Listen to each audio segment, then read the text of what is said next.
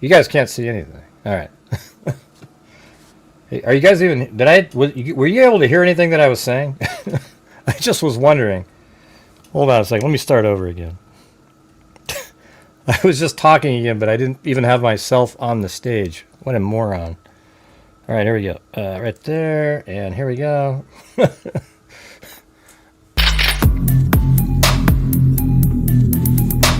That's hilarious.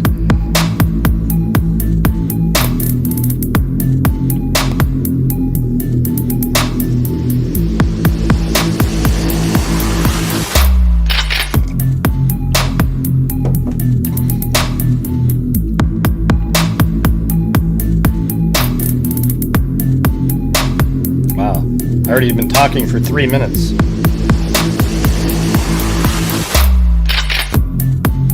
Huh? It's a house! 5 brain cells, 4 aren't working.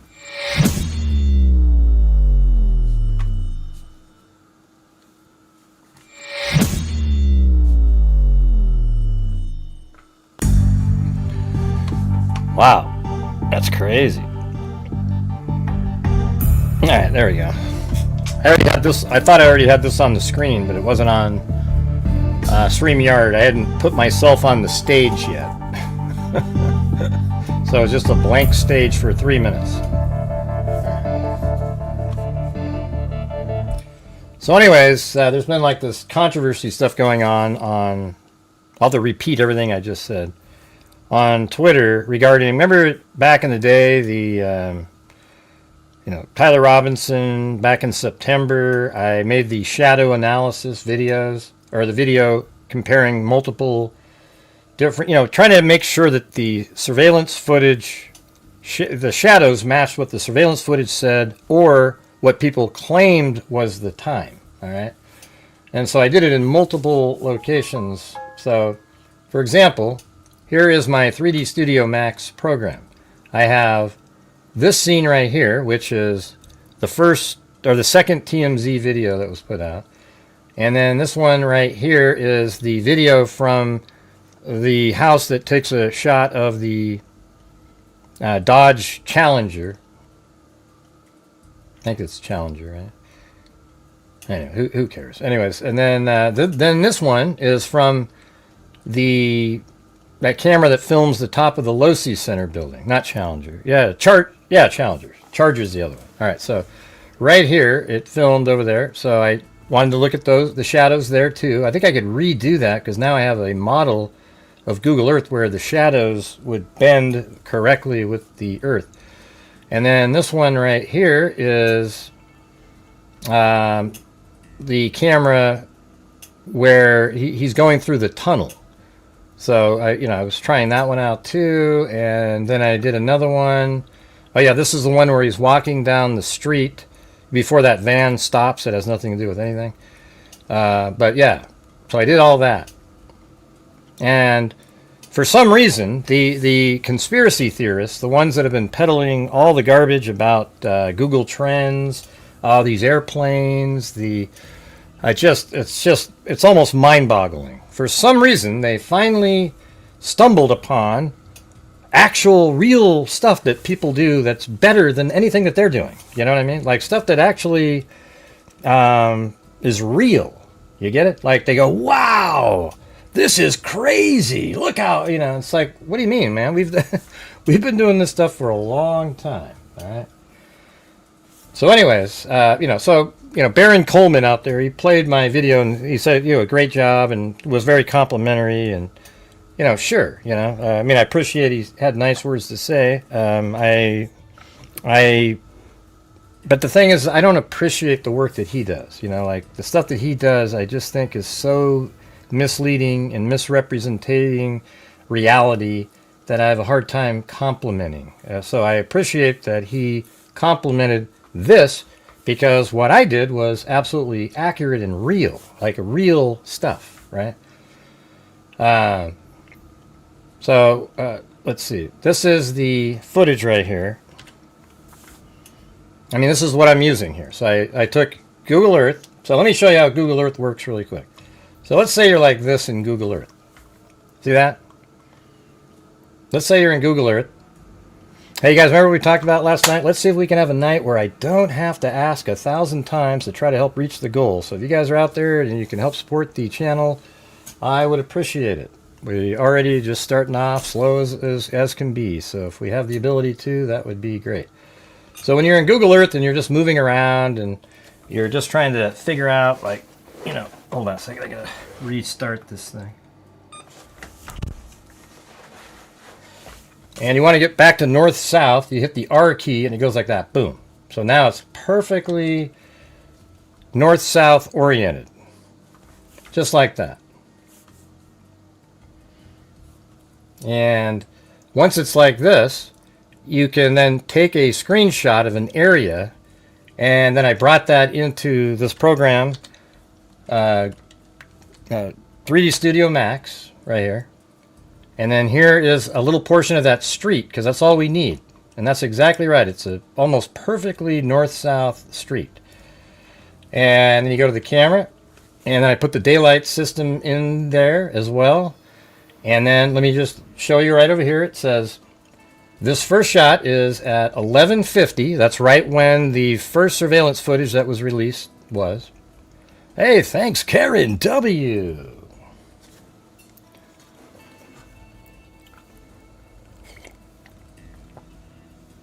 Don't you think the name Big Trolla means something else, you guys?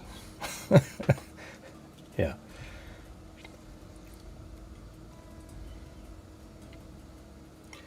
Let's see.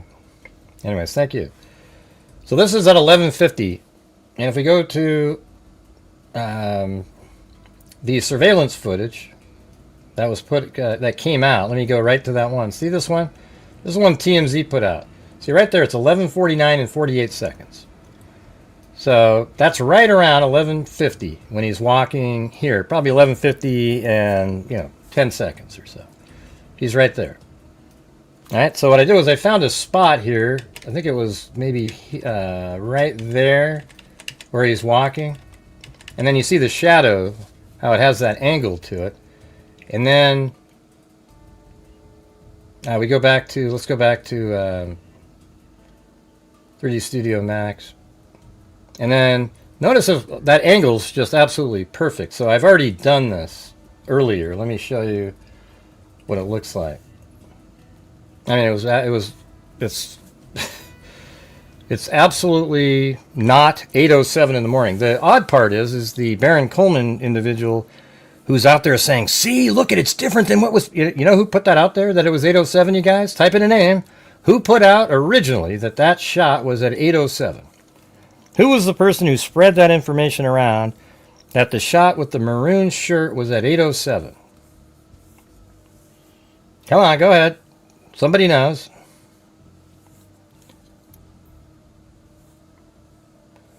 Go ahead. Anybody?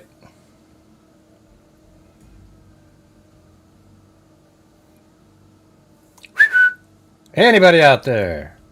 Who was the person out there who said that 8:07 was the time that photograph was taken with the maroon shirt? No, it wasn't me.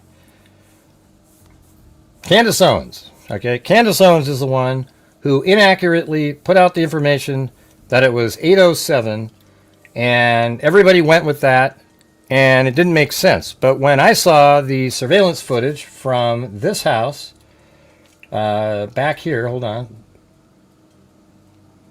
this one. So when this is Tyler Robinson, I have the whole footage. I went to the guy's house, believe it or not, and he gave it to me. So there he is. There's Tyler Robinson.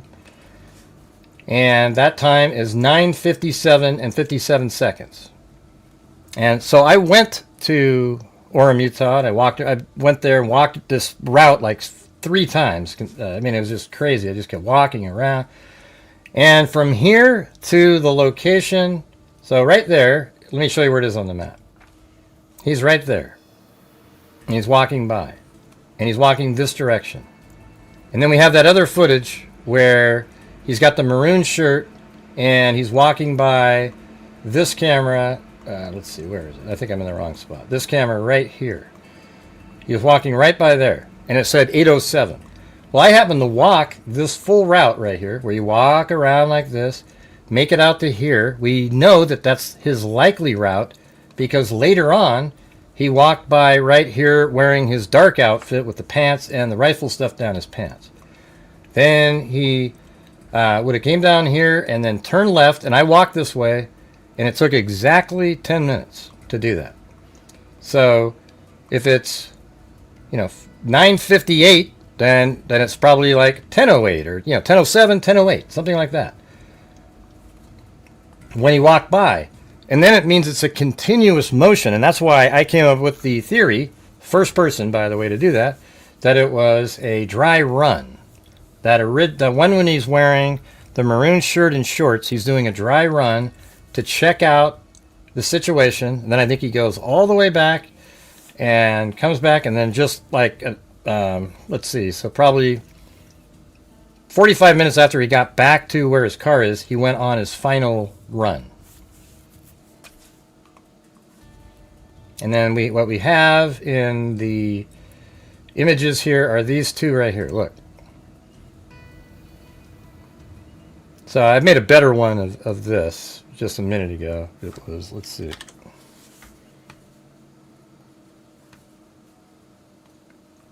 Are you guys even interested, or?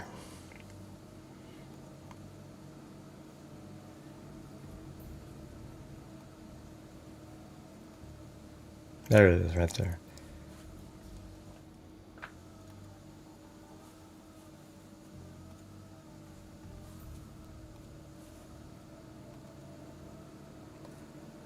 All right, so this one right here. Compare the shadow right there. Doesn't that look exactly like the same angle right there? See that? Boom, boom. I made sure to put the camera in, it's hard to get it exactly, but it's right in the right spot. And here is the shadow. See that? Right there and right there. So that one matches. Then we go to the next one, and that's this one. This one is at 1150. Look how perfectly that matches again. Of course, I don't have the same bulk in the shadow, but the shadow angle is exactly the same. Now, what a lot of people aren't aware of is during that time of year, Orem, Utah is -6 UTC time. And so you have to have -6 right here. It's kind of, let me see if I can, there we go. I can zoom in. Let me just zoom in way over here. So these are the settings that I have. September 10th, 2025, -6 at 1150. And then I have Orem, Utah is the geo coordinates. And there it is right there. So we're right there. And this is incredibly accurate. And it shows you that the shadows work, but it doesn't match what Candace Owens said. She's the one that's been proven to put out false information because she said it was at 8:07 and it's actually 10:07. Now, I'm not sure Barron realizes that he's debunking his sort of mentor or whatever you want to call her. They pretty much, feed off of each other. One way more than the other, but it's just absolutely certain that it's 10:07. All right, there you go. All right, who's going to do the first challenge in here, you guys? We got to get the ball rolling. We talked about this last night. Here we are again, just struggling along.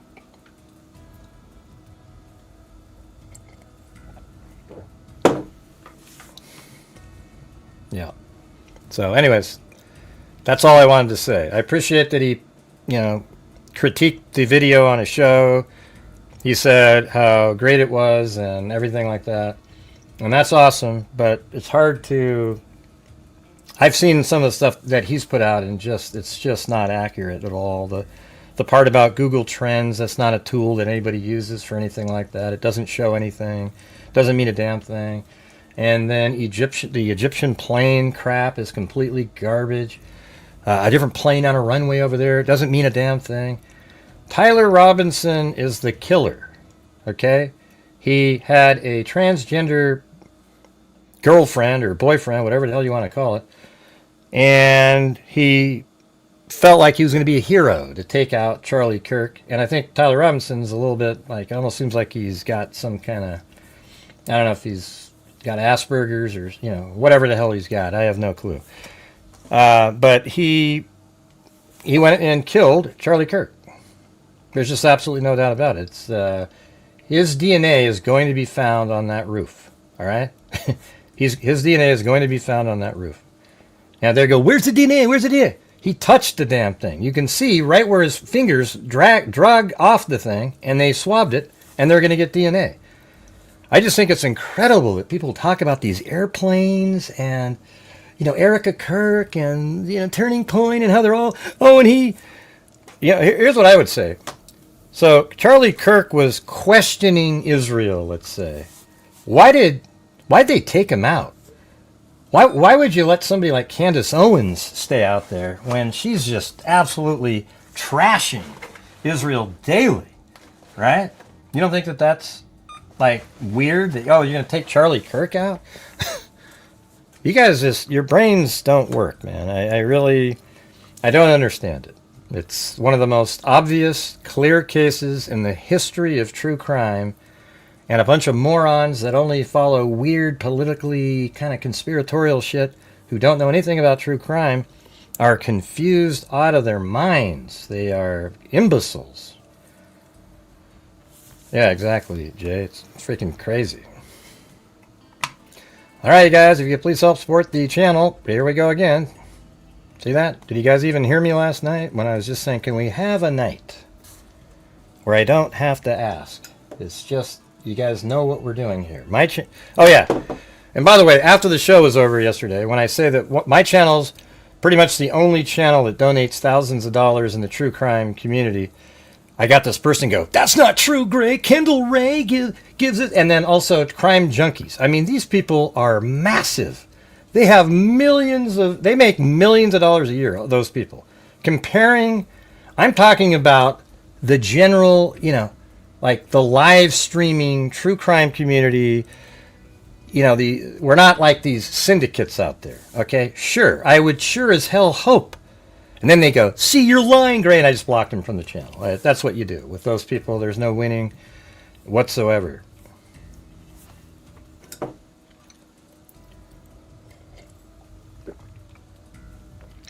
Who cares? How do we know he objected to the Iran war? We don't even know. He's been dead before we even attacked the first time. I mean, we don't know. I don't know. I don't remember when we actually did the bunker buster bombs, if that was before or not. To be honest, I don't remember the first one. But who cares if he's against it?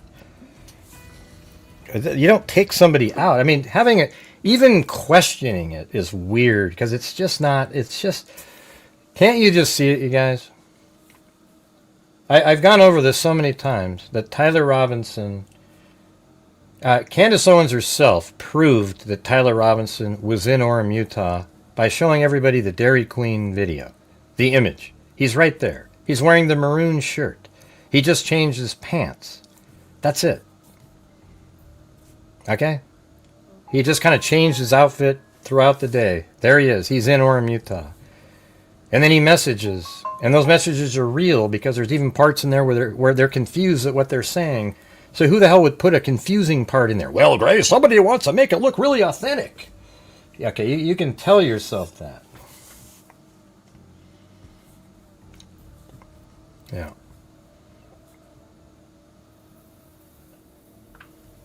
Well, thanks, Lily.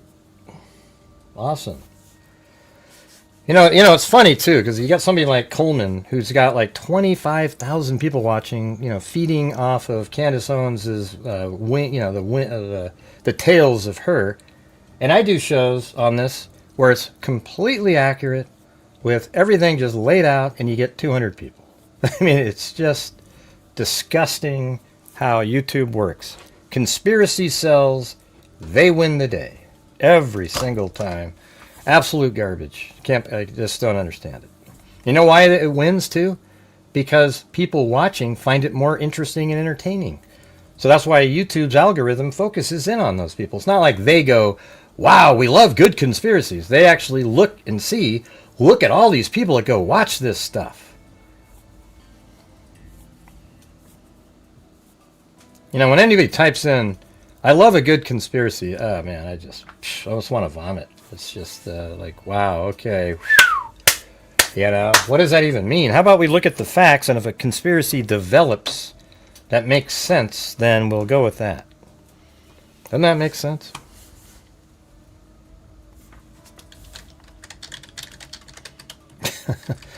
I don't know, Alley Cake. See how, like, the next night later, I'm sitting here relegated again.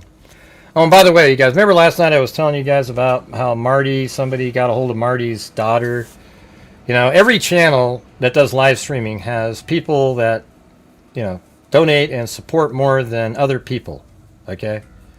You know, that are in there. Like, there's some people that just can afford to do so, and they do because they like what you put out. Every channel has those people. And so I have a few people that support the channel greatly more than other people. And the trolls that follow me, they actually try to contact them or family members. So, for example, one of my moderators that's not here right now, they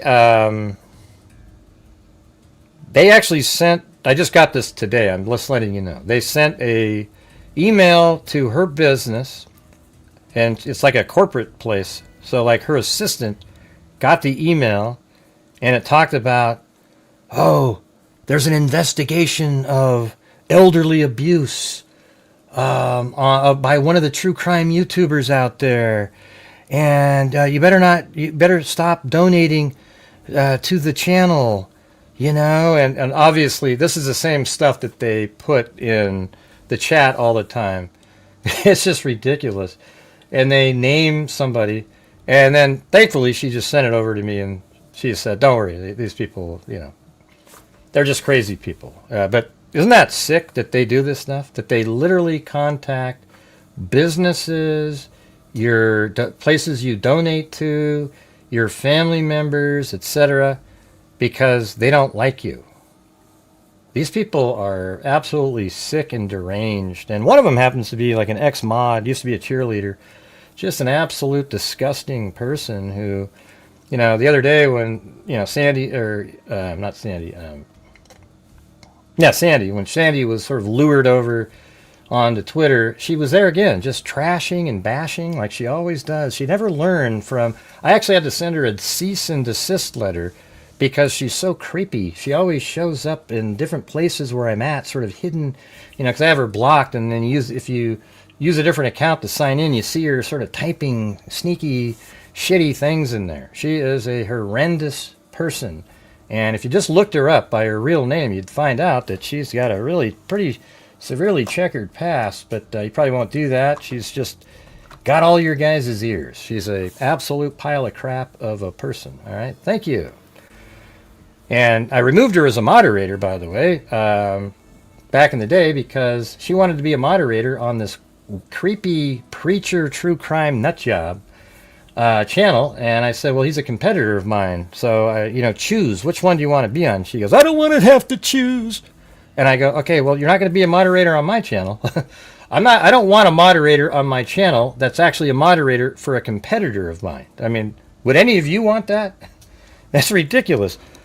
Oh, yeah. Well, you don't get paid, though, Gray. Yeah, well, that doesn't matter. It's like, come on. You got to be loyal to the freaking channel that you're on. For God's sakes, these people. Anyways, I don't know how to explain it, but this is what I'm dealing with. Hey, thanks, SQ. This person is an absolute crazy person, and their attitude and behavior sort of bled into other people and created a whole sort of network of absolutely disgusting people. In fact, when on my channel, people donate channel memberships quite often, and these trolls make themselves available to steal a membership from somebody who couldn't afford it but wanted to be one. What do you guys think of that? Isn't that sick? Yeah. Anyways, thanks again up there, SQ. So anyways, that's what I was saying. If you're using Google Earth and you're over here, you hit R, and then boom, it gets you north-south oriented. And that's what I use. So I think I might end up, I think that's exactly what I'm going to do. I'm going to grab this area over it, just this, maybe the wooded area right here, and have a 3D model, and then I'm going to do the same shadow thing, and just show that it's consistent as he's moving around over there.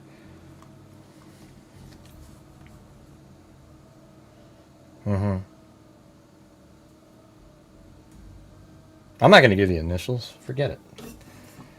I'm not giving initials. She's just a disgusting person. Everybody knows it too. Even, like people that she tries to convince, they always tell me. And it's just got to a point where it's like, God, just grow up. Move on, for God's sakes. I don't even care about you. And then you go, Gray, you look at you're talking about me again. Well, what do you expect me to do? That's all you do behind the scenes is trash and trash and trash and trash to people out there. One of these days, I don't know, man. I'm not really sure, but I've been collecting it all. And so maybe we'll have to do something with it. It's just sick. These people are sick people. All right. Heck yeah. All right, I'm trying to start this.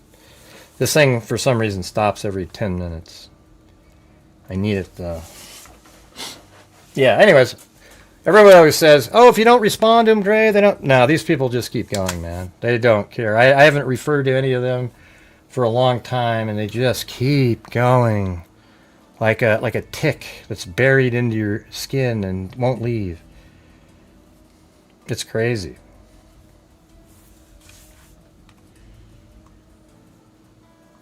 And you think they're all just so clever, but I have people that are in those areas that share what they're saying. I see it, it's just, it's funny. Like some of them think the person around them is like on their team, and they're, these people they don't really get it, man. They're so dumb. Let's see.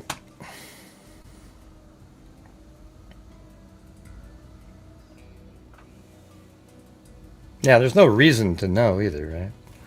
But hey, guys, if you could please help support the channel, right now we're at 1/7 or 1/8 of a nightly goal, so just trying to move forward. I guess I'm just relegated to having to say the same thing every single night.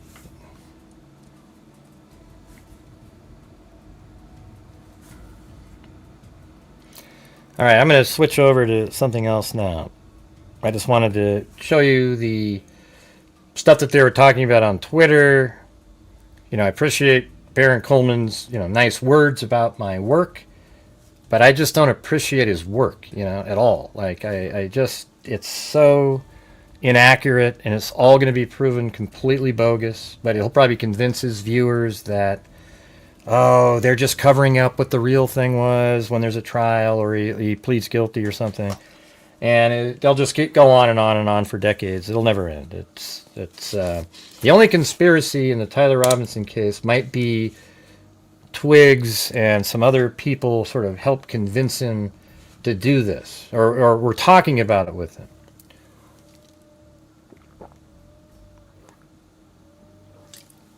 Well, they are.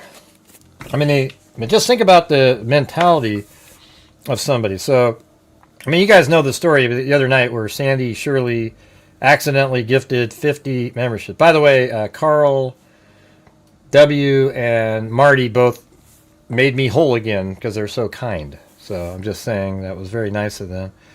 But she used Apple Pay, so it cost her $350 because she bought 50 memberships. And Apple Pay is you guys should get rid of it immediately. It's absolutely a ripoff. And then, but she only meant to buy 5, right? So 5 would have been $35, but she spent $350. And then, so she said, let me try to get it resolved. So she wasn't able to get it resolved. So originally, I didn't know, I thought it was just $250. So I think I sent $200 and then $50 again. And then she said, no, it's $350, just like the trolls were saying, because she uses Apple Pay. So then I ended up giving her another $100, which is $350. So her original 50 memberships went through. The channel only brought in $175. $100 went to Apple Pay, and $75 went to YouTube. So I was down $175, and then Marty and Carl both made that work out. Hey, look at that. We got Marty in here again. He's saying he'll send in 50 in coffees if 10 memberships are sent in. So the reason I'm telling you this story is because I made Sandy whole after she told me she wasn't able to get the money back through her credit card or wasn't able to speak to anybody. But these trolls kept showing up everywhere saying, pay her back, you bastard. Oh, you're stealing money from old people, Gray. You're doing this, you're doing that. And then they lured Sandy on Twitter to a thread to try to convince her what a monster it is I am over here. Oh my God, that Gray guy. Oh, hi. And it doesn't work, man. I mean, you know what? It has worked on a few people because they're weak-minded people. But the people who actually know me and are here every day and they watch the show and they see all the stuff that we do, they get it and they don't leave. And I appreciate you guys. All right. I just don't understand the mentality of people that would think it's okay to do what they're doing. It's really bizarre, you know. So if you're out there and you see sort of the plots and stuff, other than the people that I already have in there, if you see these plots, go ahead and send me an email, and I'll go ahead and add it to the folder. Thank you. People are crazy. All right, well, there you go. We got 5 from Carol Silva. So if 5 more of you can gift 1 membership, Marty will send in 10 coffees, which is $50. All right, can you guys do that for me? Thank you. We've only got 5, you guys. We need 5 more.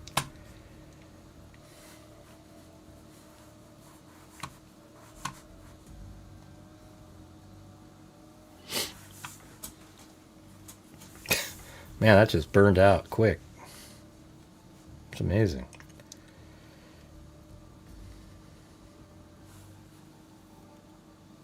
Yeah, so far it's been 3 different people. And guess what? They're all people who donate larger amounts regularly. Isn't that amazing? Boy, that's not a coincidence.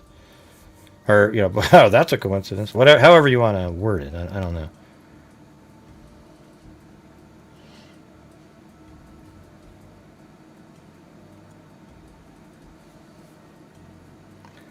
Don't you think I deserve to be asked if I would like to, after putting up? No.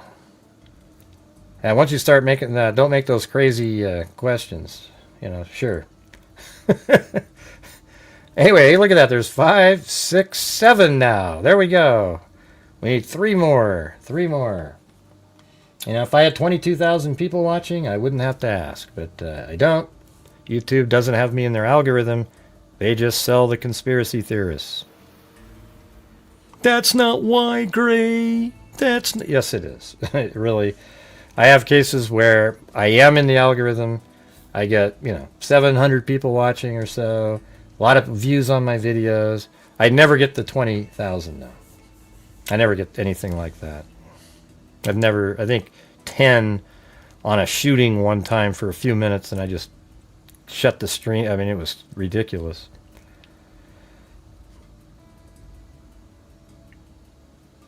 You don't want to be one, but you want to be asked?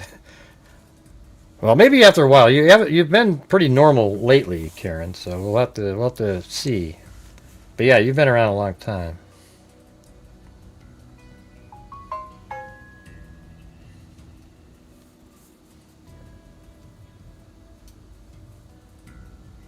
Okay, you guys, we need 3 more. Honest info on... Hey, thanks, Illy, for that comment. And then thanks, Suz F. All right.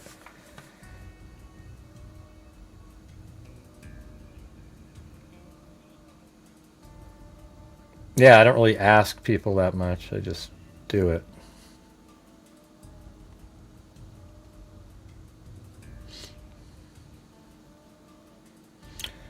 It'd be cool if everybody was mods, you know?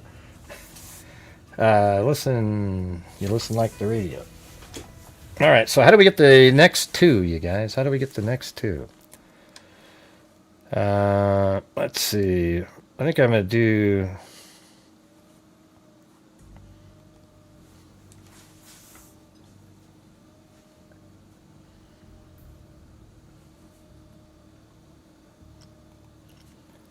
So apparently, you know that general that's missing that we've gone over a million times? I think he took his own life up in the mountains somewhere. But, you know, here's another one, though. Apparently, they're trying to link in here. Another scientist with ties to America's space program has now joined the growing list of deaths and disappearances around the U.S. Michael David Hicks, a research scientist at NASA's Jet Propulsion Laboratory, passed away on July 30th at the age of 59, but the cause of death, so that was July 30th, 2023, though. I mean, how come you're just now, was never made public and no record of an autopsy being performed could be found.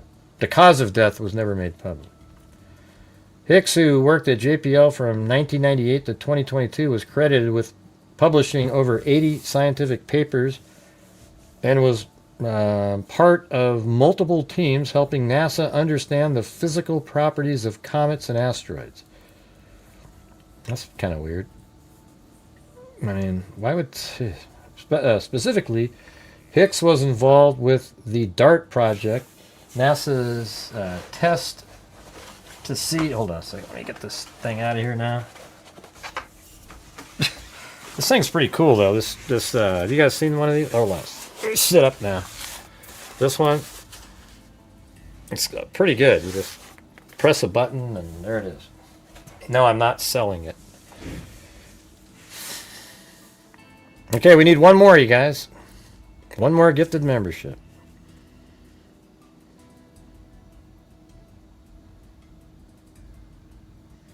Well, he helped me, Wild Bill. I paid back Sandy.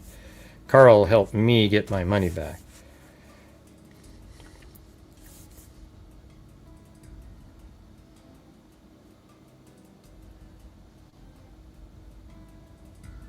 Yeah. While they have no public allegations of foul play, Hicks' case marks the 9th person with ties to America's... So now they're digging around looking for that.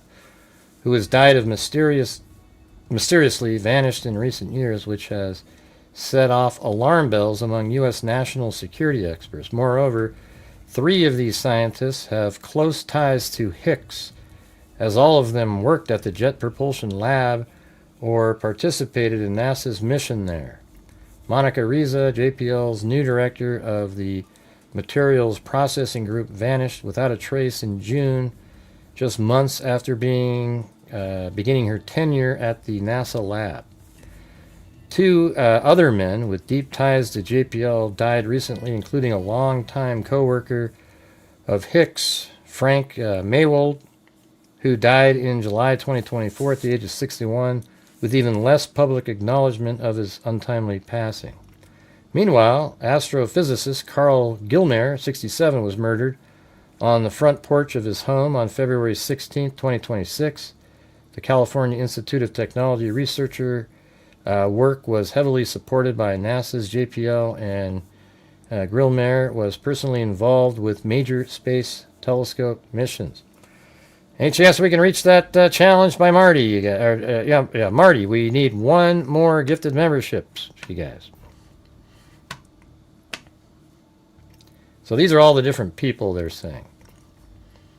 So these guys had NASA, JPL ties, and then these ones, Los Alamos. So, you know, Neil McCaslin was connected to sort of loosely to all of it. You know, I just think he did the same thing as the guy at the top of Peak 6. Hey, there you go, Sazaf. All right, we finally reached a challenge.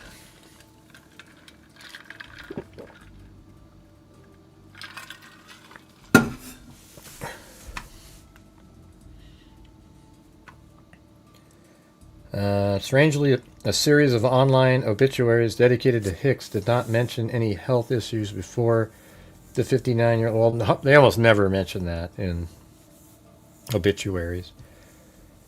Despite, let's see, NASA and JPL have not commented on the deaths of Maywald or Hicks and did not reply to Daily Mail. In June of 2023, just 13 months before his death, Maywald was the lead researcher on a breakthrough that could help the future space missions detect clear signs of life on other worlds in the solar system and beyond.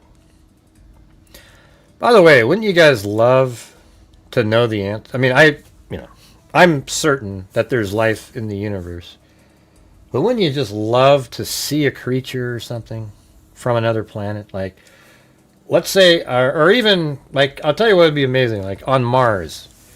Like, you go around and let's say you dust something off, and there's like the skeleton of some weird, fish or something. Whatever, right? Like just anything.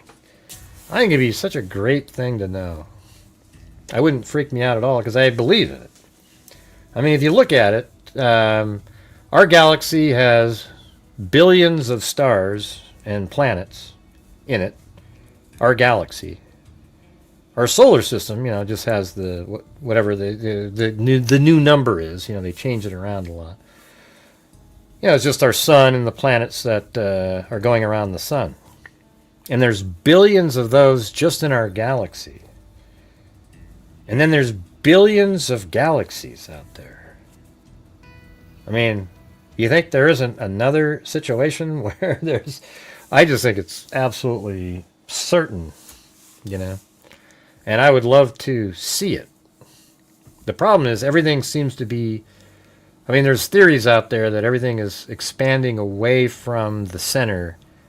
So, like, we keep getting further away from other solar systems in our galaxy as well. Kind of like stretching a balloon on the edges there. Yeah.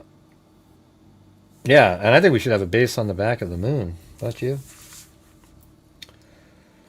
Anyways, that stuff's kind of interesting. I just don't know really, what to make of it all. I mean, how come nobody was putting pieces together before, but now it seems like they're retroactively going back and sort of seeing these other people, but they're all kind of recent,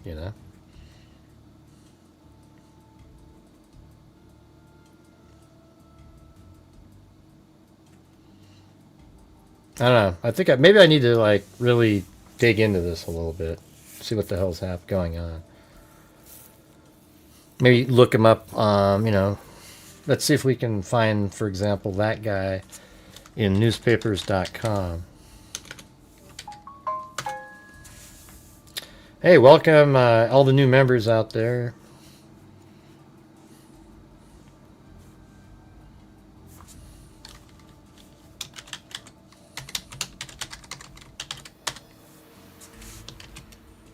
How many Carl Grillmares are there in the world? Let's see. No, that's... It actually shows up right with the death. February 20... Caltech scientist slang is a mystery. Situated deep in the Mojave Desert more than a century ago, maybe I should do something like that. Try to find any references to them and... let's see what this one is. This is before. Tremendous signature of water, and it wasn't there, said the study leader for one team, Carl Grillmare, of the California Institute of Technology and Spitzer Science Center. The very fact that we've been surprised here is a wake-up call. So what is this? Scientists surprised by planet's lack of water. Scientists taking their first sniffs of air from planets outside our solar system are a bit baffled by what they didn't find, water. And one of the more basic assumptions of astronomy is that the two distant, hot, gaseous planets they examine must contain water in their atmosphere. The two suns the planet's orbit closely have hydrogen and oxygen, the stable building blocks of water. These planets' atmospheres examined for the first time using light spectra to determine the air chemical composition are supposed to be made up of the same thing, good old H2O. But when two different teams of astronomers used NASA's Spitzer Space Telescope for the new type of extrasolar planet research, they both came up dry, according to research published in Thursday's edition of Nature. Maybe he just got depressed that they kept failing. And this is 2006. There he is again. Told, but he's a bigwig, this guy,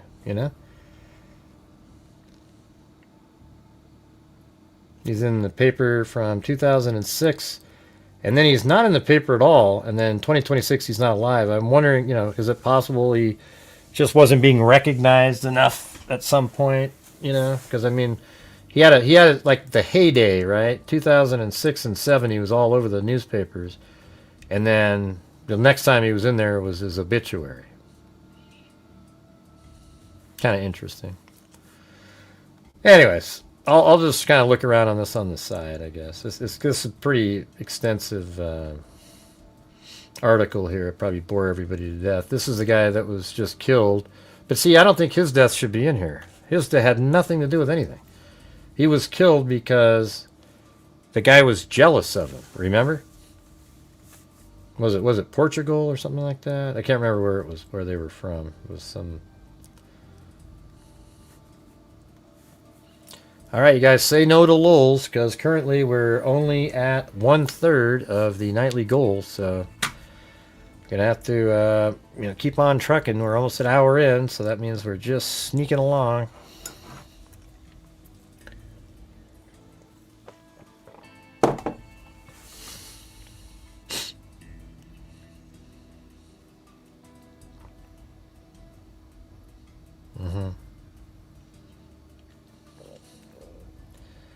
On that one. Which one? What are you guys talking about?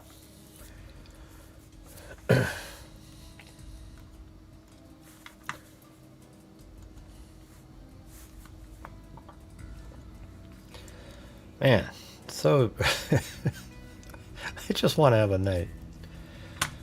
Yeah.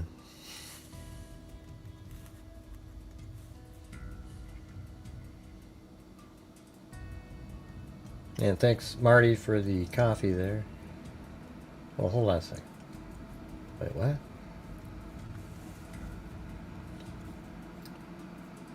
Oh, thanks, Christine, for the PayPal there.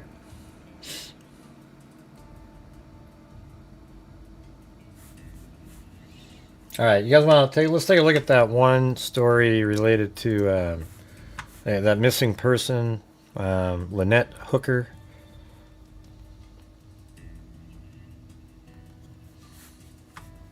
That would be probably the most unfortunate name to have as a child, being a female, don't you think?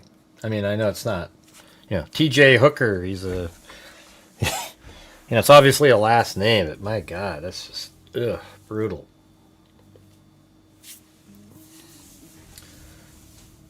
I'm sure you get made fun of that just over and over and over again.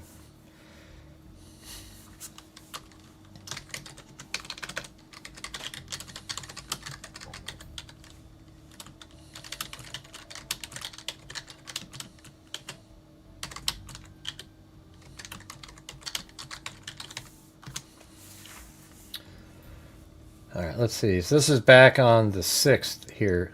So there's this lady named Lynette Hooker.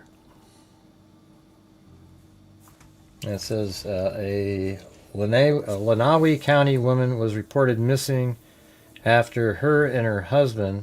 So that's in Michigan. Let me look this up.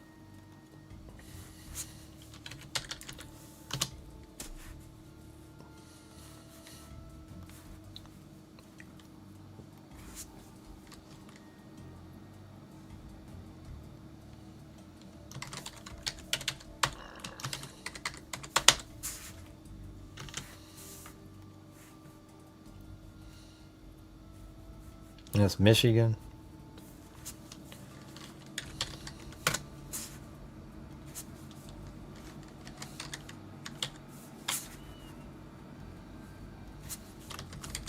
Lynette Hooker, Michigan. And she is, how old is she? 55.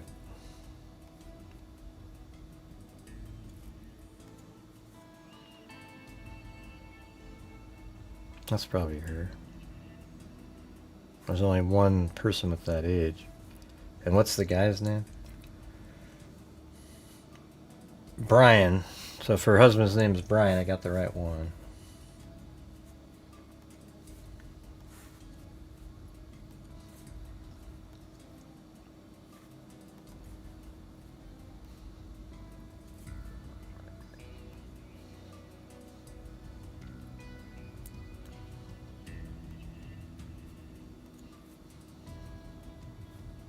Yep, there it is. 58-year-old Brian. Okay, so that's right. Let me throw it in there.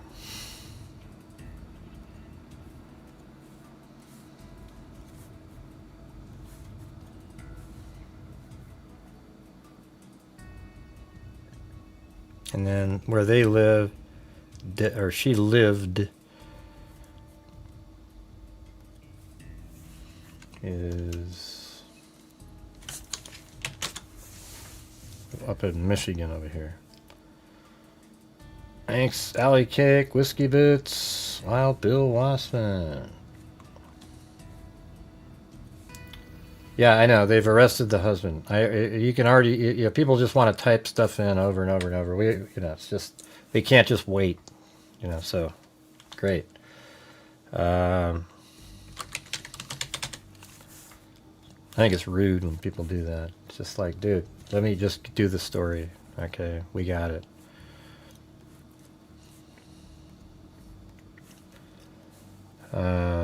Right, so open it up again. So this is like more like the first one. Lynette Hooker, 55, of Onsted, was reported missing by her husband on Sunday. Well, you guys said don't give up information, so I figured that's what you did. Was reported missing by her husband on Sunday, according to the Hope Town Volunteer Fire and Rescue Department. So her husband reported her missing. Brian Hooker, 58. I mean, we would have, this is what we would have thought anyways, right? I mean, it's just the way it is. Brian Hooker, 58, of Onsted, told authorities his wife fell overboard along with the boat key, causing the engine to shut off. So she goes, and she just held on to that and fell off. Thanks, Lily. He said the current carried his wife and he lost sight of her, according to Assistant Chief Stafford. Oh, yeah. So isn't that just perfect? They're in a boat. His wife falls over, and he would have followed her, but for the fact she grabbed the keys and fell into the water with the keys. That's awesome. Let's see. Brian Hooker, 58, of Onsted, told authorities his wife fell overboard along with the boat key. Sure. Right. So that's her. Authorities spoke with Brian. This is before. This is the 6th. When this article came out. Authorities spoke with Brian Hooker, who said they left Abaco Inn on Elbow Cay around 7:30 p.m. Let's see where that is. Abaco Inn.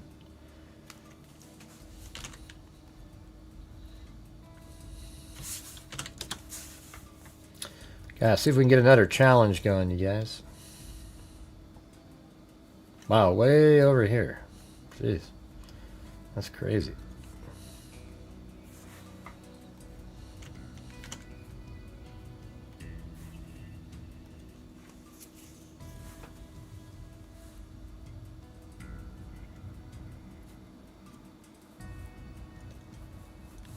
So right up there. Man, that looks like a cool place.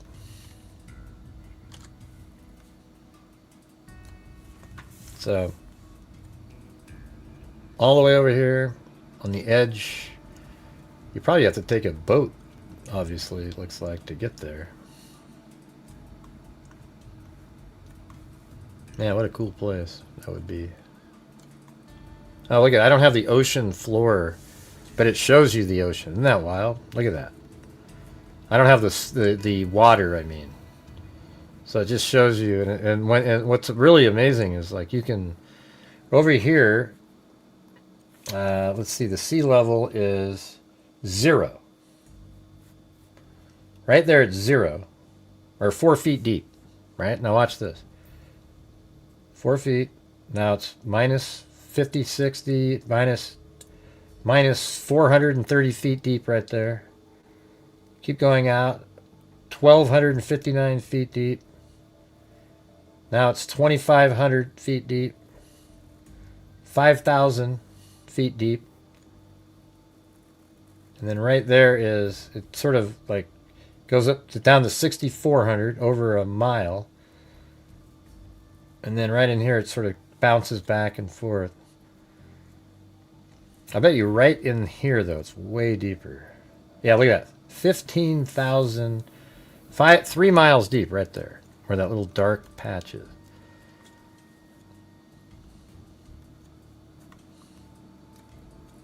And this is just a volcano right here. At one point, you know. You can see like looks kind of like an atoll there, and then maybe it started again over there at some point. But hey guys, if you can help support the channel tonight, I'd really appreciate it. That my channel does a lot of good stuff outside. One of the only true crime YouTube channels of my genre, not the Kendall Rays of the world. That send any money at all. We've given out $292,000 since January of 2020, and it's your guys' support that makes things happen, and I would really appreciate it.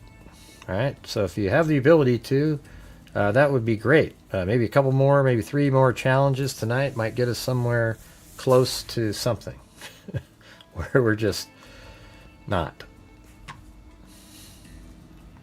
So this is where they were right there.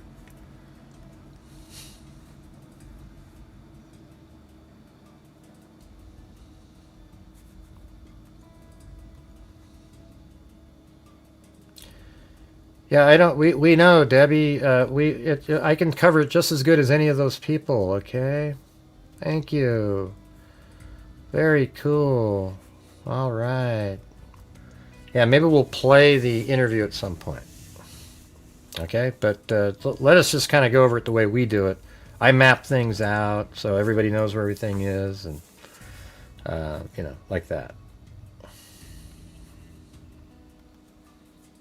The house is over here, but did anybody hear what I just said? We need to try to reach the goal again. We're just... yeah,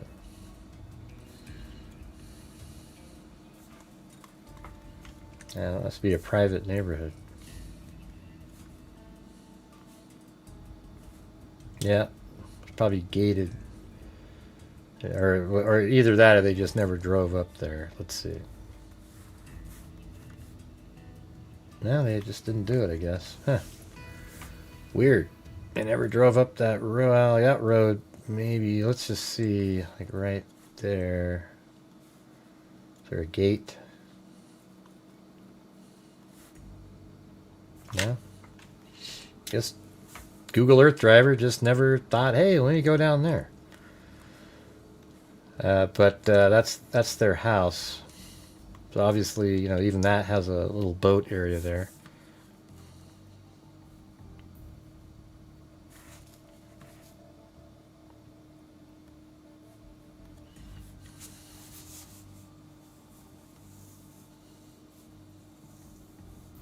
I know, it's amazing, these people.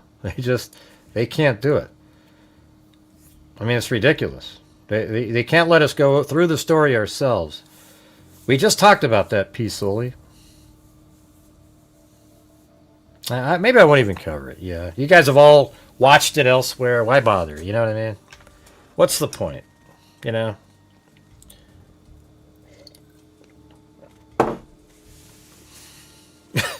It's just, God dang, unbelievable.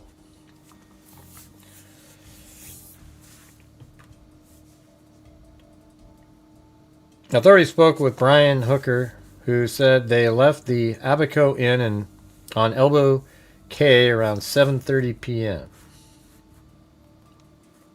Might as well put the time in there.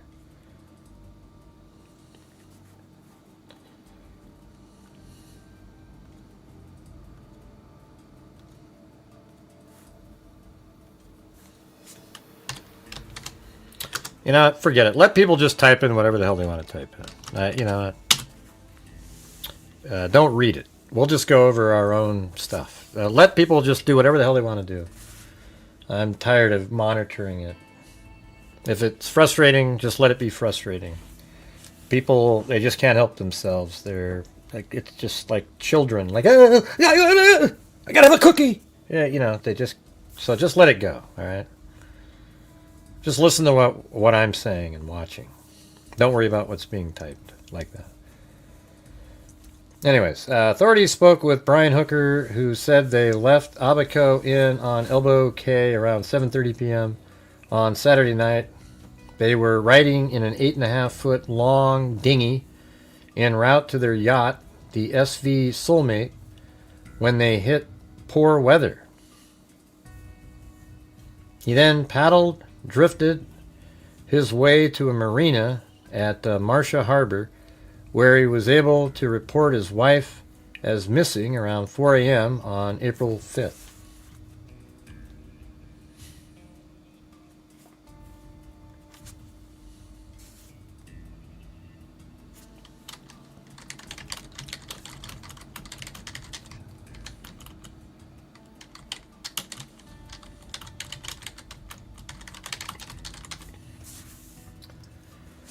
Let's see.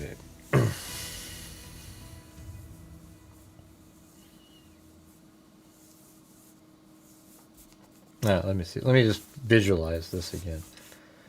7:30 p.m. on Saturday night, they were riding in an 8.5-foot long dinghy en route to their yacht, the SV Soulmate, when they hit poor weather. What is their yacht like 8 miles away? Or he then drifted his way to a marina at Marcia Harbor, where he was able to report his wife missing around 4 a.m. Wow, took you that long, huh? So Marcia Harbor is, I guess it's over here. I don't know. I mean, why is a harbor right in the middle of a? Is there another one? I don't know what that means. Maybe drifted across over to here. Maybe this is it. There it is.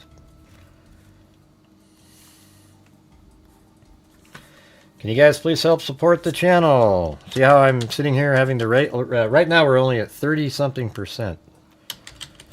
And I've already said this multiple times, and we're still slogging along.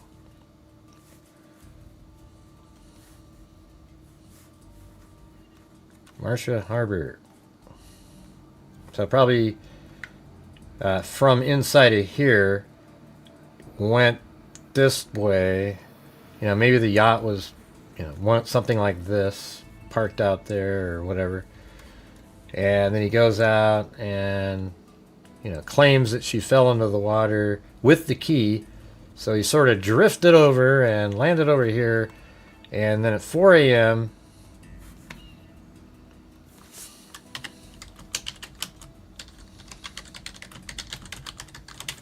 yeah, it's like you guys just don't even hear what I'm saying.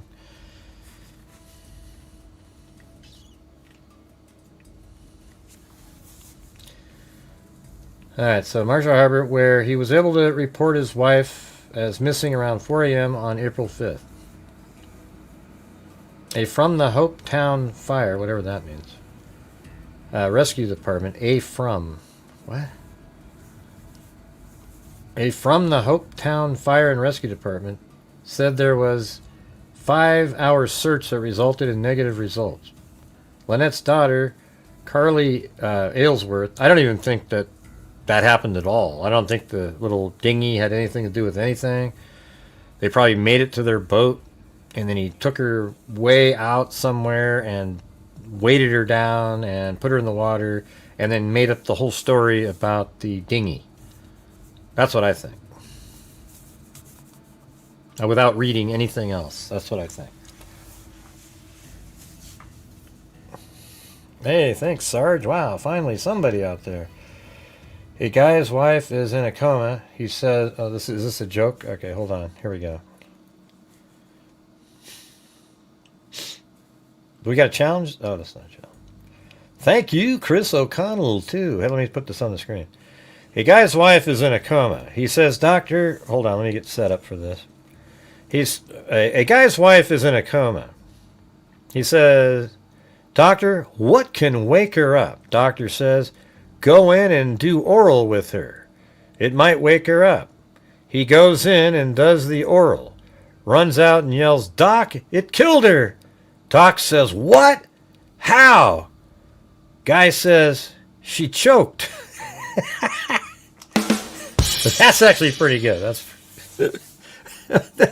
That's not what he meant, you idiot.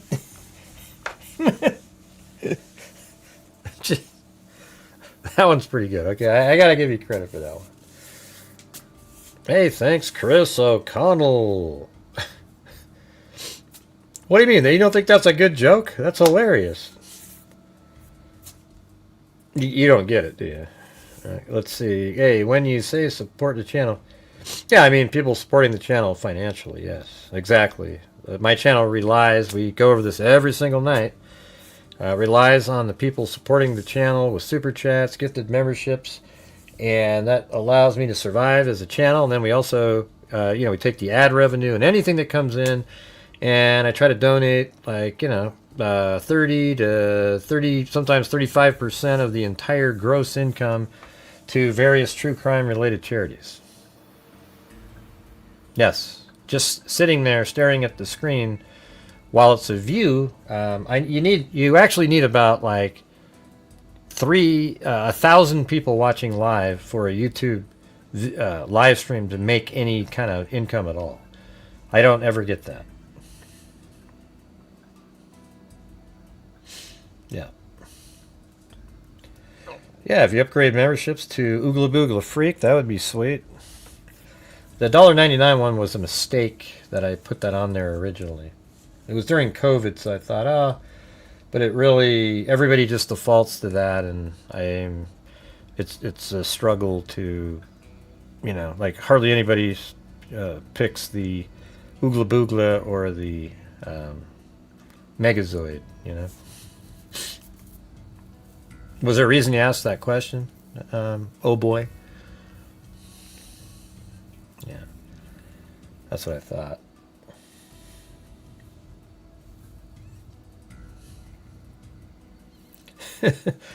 Well, yeah, I try to read it with the drum roll.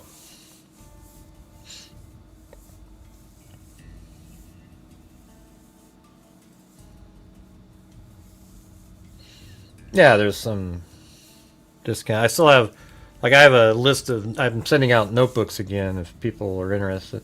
If you send $30 to PayPal, you get to have a notebook. Well, 25 now because I don't have the pen. But so if you send 25 to PayPal, you get the notebook, a GHI poker chip, a stress ball, and that's it. And it comes with a pen inside the notebook. Already got one. Came with it. Notice how this person only asked that one question and then they disappear because it was really put out there like a troll just to sort of fish for. No, it wasn't, Gray. I was really, then how come you didn't respond when I just asked you? YouTube blocked the joke 3 times before it went. Oh, so did you have to put it through? You had to rewrite it differently, though, right? I think that was pretty. It's funny joke. Like if you heard it at a bar or something, it's not really, like the greatest thing in the world for, this live stream with. Lisa didn't seem to like it very much. Lisa Valenzuela. I think it was pretty funny though, because it was like That's not what the doctor meant, man.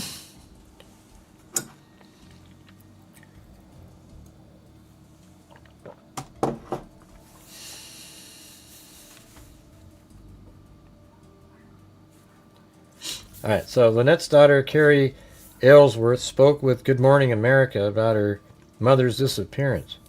I'm not feeling optimistic at the moment. She recounted the moment her stepfather called her to tell her what happened. I was just sitting there in shock because I couldn't imagine this actually happening to her, Aylesworth said.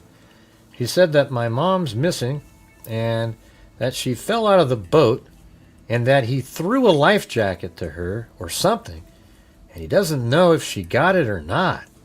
But then he paddled to shore and then called for help. Right, well, wouldn't you know? Like, if your wife fell in the water and you're nicely safe in the boat, even if she had the key, you would throw the life jacket, and, you know, it's not like there's this massive current, especially where this is. This is inside of a bay. You know, I'm sure there isn't this massive current going around. It's sort of landlocked a little bit with a little bit of space over here and over there.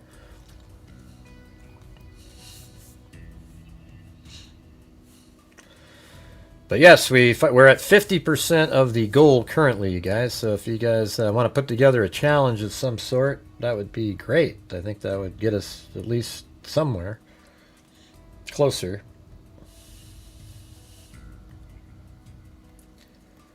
All right, and then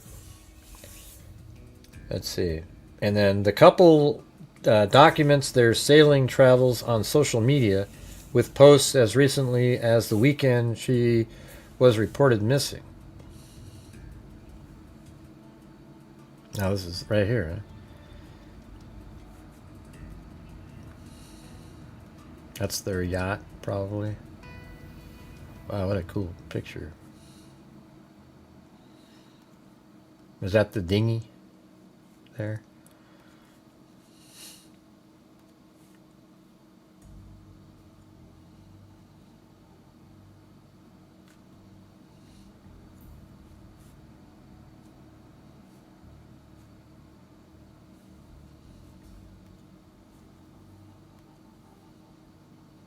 Right there.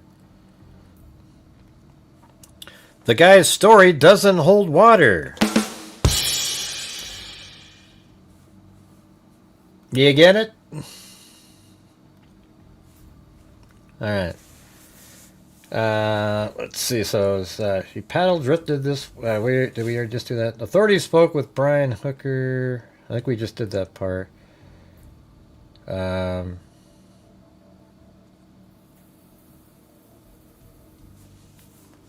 Around 4, and then she said that. Oh yeah, that was social media. It says, I just hope we find her. I don't want to go forever, just not ever finding her again. Right. See, that's that whole thing, just like in, you know, in the Savannah Guthrie. She doesn't want to have to do the same thing with Nancy. I don't feel like I'd get the closure I would need. There's no such thing. An extended interview with Lynette's daughter, Carrie Aylesworth, shown below. So this is probably the same interview, I just right? heard that they found the flotation device that was thrown to them, or to her, when she was swimming away from the boat. Right, but he just probably made that part of the story and threw it in the water to make it look like he helped, knowing that it would probably show up somewhere. That's all I've heard so far. Thanks, Chris O'Connell. I got a call from my stepdad about it, but I didn't answer. He just left a voicemail. So I tried calling the Bahamian police, but they did not answer. So I had my lawyer contact them to see if he could push anything along.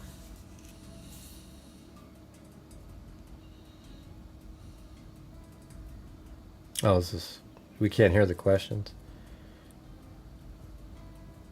I don't really want to at the moment until I know more information, but he's the one that told me that she was missing.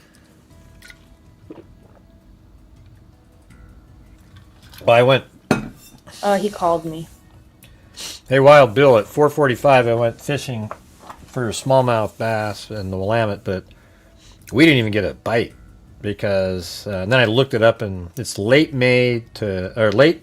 April to May on the Willamette when the smallmouth, they're nailing it. I remember that from years ago. I even thought that while I was sitting there, so I looked it up. We were 3 weeks too early. So we don't even hear the question here. It just doesn't add up why she was swimming away from the boat or why she had the keys. Sorry. I have known past issues between them have not been good, so it's just weird that this is happening now. Like, kind of like, okay, you said this was gonna probably happen and now it's happening, so.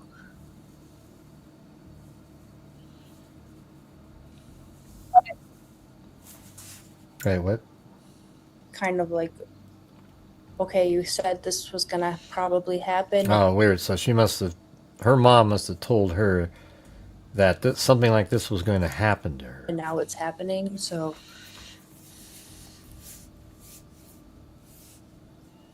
I think they got into the yacht. The fact that he shows back up at 4 a.m, I bet you anything that he took her on the yacht, dumped her body, then came back in, then got in the dinghy, then threw the life jacket, then, and then sort of stumbled over to that other one. Oh, she's missing.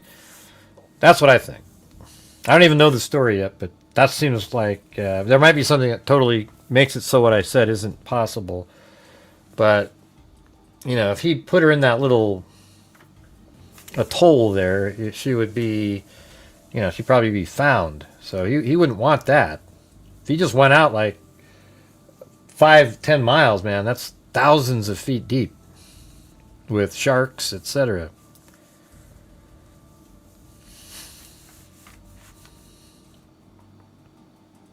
No, I know the year round, but that this time of year is terrible there. It's different than what you're used to. We got the Willamette River is like 30 something, like 40 degrees.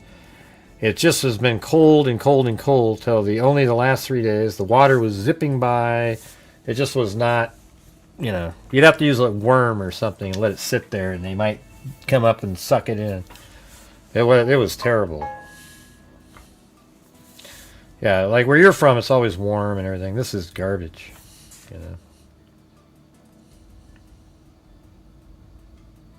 Hey, Carol, who cares? Do you want me to not cover it, Carol? Is that what you're saying? Or what do you want me to do? Who cares what channel it's on? I'm just curious. What do you mean by that? Do you not want me to play it, or? It just popped up on, I went over to Daily Mail and I saw it. Do you want me to not do it, or? I'm just not sure what the point is of saying, this is on Ashley's channel. Okay. What's the point of that? Can you explain that to me? I don't really get it. She covers stuff that I cover too. I mean, we all cover the same stories that are interesting. What do you want me to get from that, Carol? Just curious.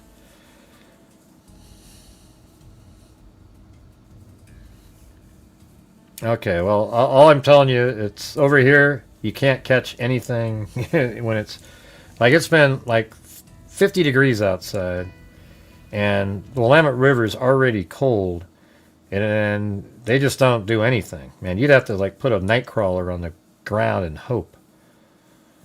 Right. Well, if you're ice fishing, sure. Yeah, I mean, that's different kind of. I'm talking about smallmouth in the Willamette River. Yes, there's fish all the time. They still sit there. It's just, you'd probably have to just use a night crawler and let it sit in front of their face because they're not moving. I mean, if you can't get a strike with a white curly tail, a small one at that, they're not doing anything. I mean, that means you don't even get even a little nibble from somebody.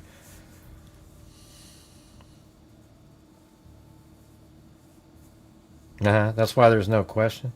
Well, why wouldn't they put her question on there?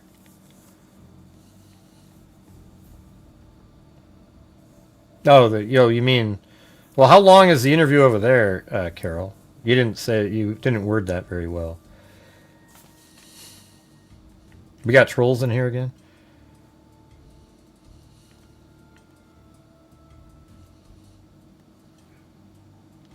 You know what's even more childish? People like you, Travis. You know, just your brains don't work well. Let's see. Did you change? Yeah, we tried a million different things. I used imitation crawdad, white curly tail. I used even in the shallow areas, a little topwater thing because it was smooth and it was probably the only warm place. And whopper poplar.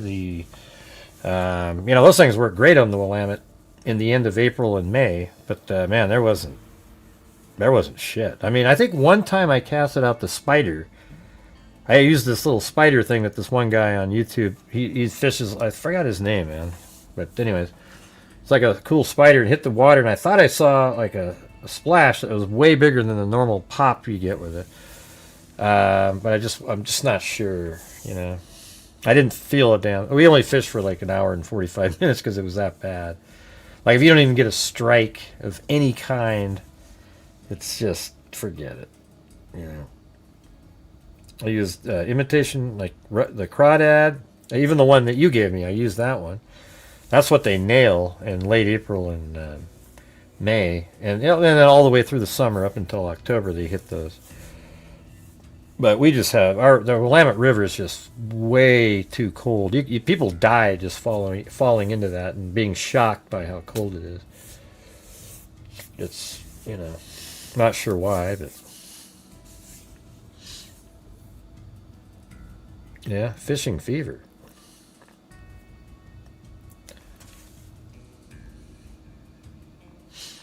I know she did, Carol.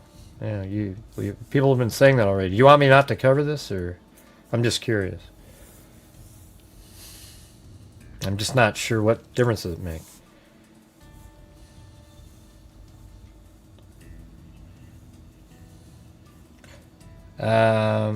I'm not sure if this is where the interview is. I don't know why they're not giving Ashley Banfield credit in this article. This is ABC, 13abc.com.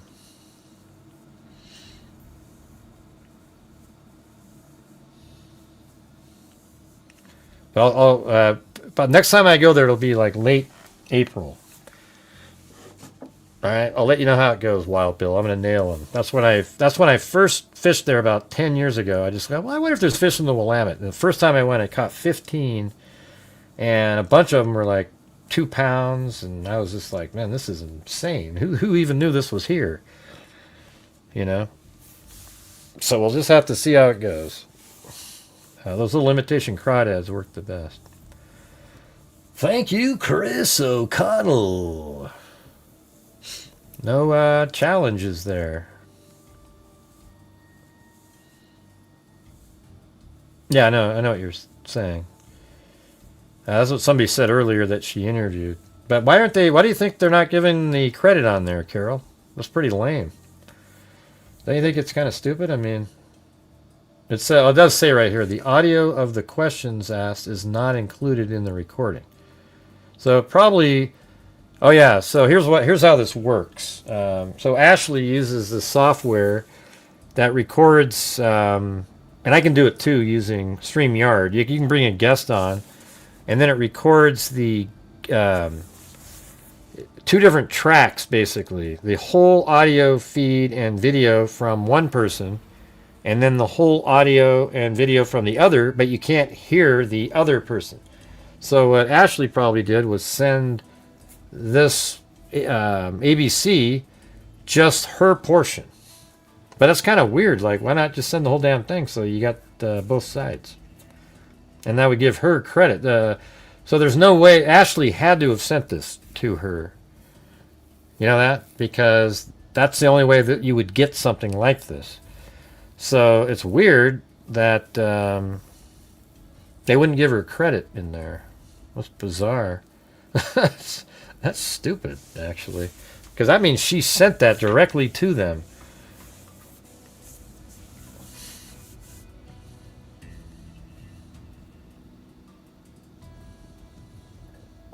Sorry, I misunderstood what you were saying, Carol.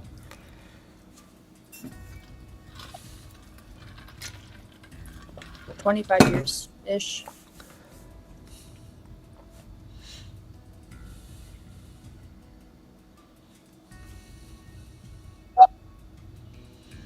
You're challenged by the trolls. All right. Well, if you missed the beginning, Chris O'Connell, I'm sure you'll be contacted at some point too. But one of the other moderators, a different one than Sandy, they sent an email to her work saying there's a true crime YouTuber being investigated for elderly abuse. You better stop sending money to their channel. And that's the same bullcrap that they type in the comments all the time. So they're trying to get her to not support my channel. And I haven't seen her in here tonight, so I don't know, man. Not that she's always here, I'm just saying.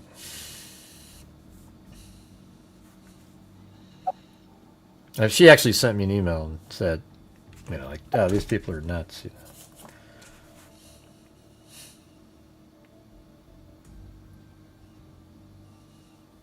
She loved documenting and taking videos. She had a 360 camera she loved using.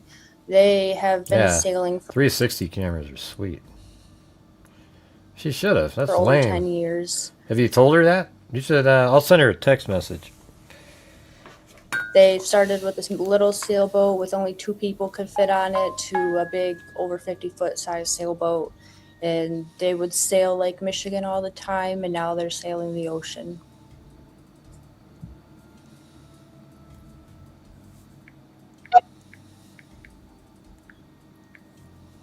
They've been in the Bahamas for about a month.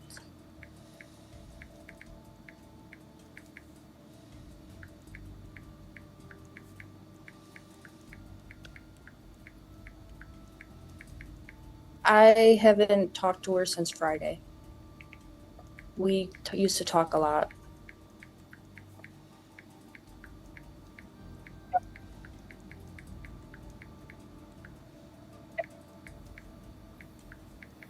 Pretty regularly. She was helping me find a place to live soon to get my own apartment.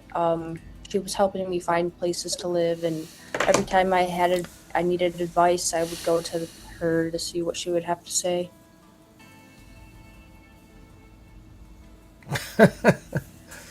Oh, don't tell them that, Chris O'Connell.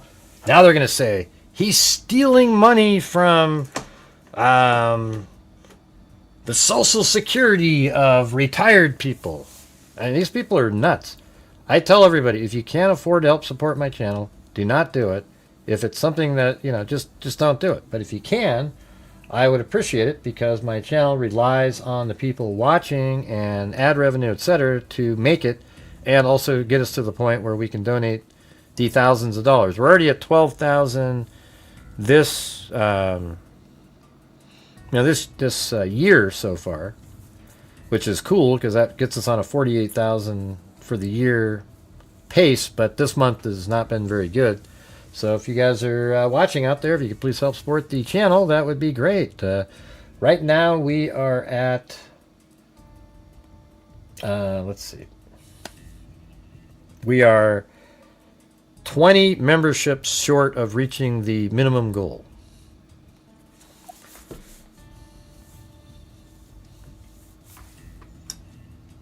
That's why we need to do some challenges. She doesn't really confide in me about relationship stuff. She does that more with... That's right. Well, I have friends that retire early, too. Like, they're 50-something, they retired because they did well, So, sure. Look at she's typed in. I'm sure they have tried. I'm not elderly, I'm not on Social Security. They lose again. That's what they're going to say, though. These people are just sick people,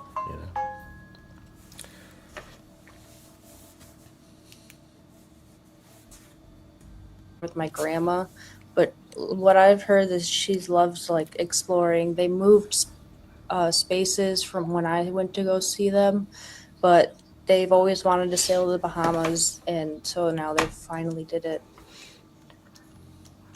Hey, let me ask you something, Carol. Is this precisely the same interview? It's only like She is a very it's only like 4 or 5 minutes long that Ashley did. Is this precisely the same one? Can you tell, or could it be one that looks similar? Can you give me that answer real quick?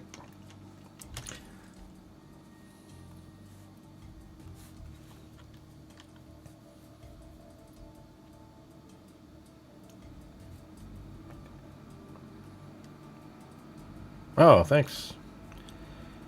Thanks, Marty, for the coffee. All right, I got to send this to Ashley. Hold on a second. Yeah, I'm all for. I can't stand when people don't give credit like that.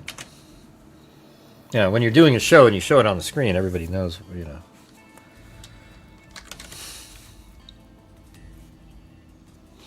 Ah, Jesus. You still there? Okay, so there's that one. Okay.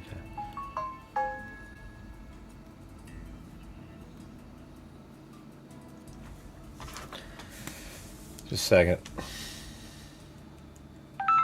Hold on.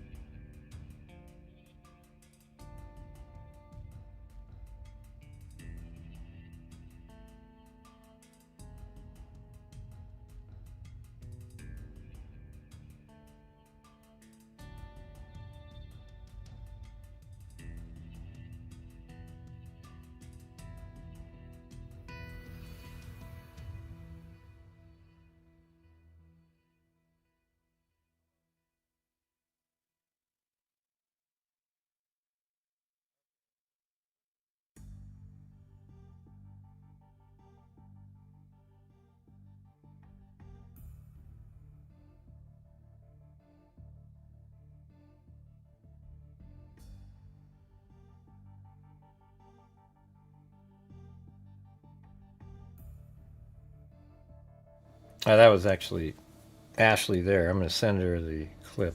She said that her interview was 30 minutes long. So it could be a different one in the same exact setting, and it just seems similar.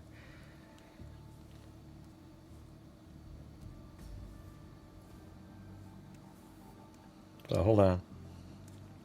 I have to send her the link.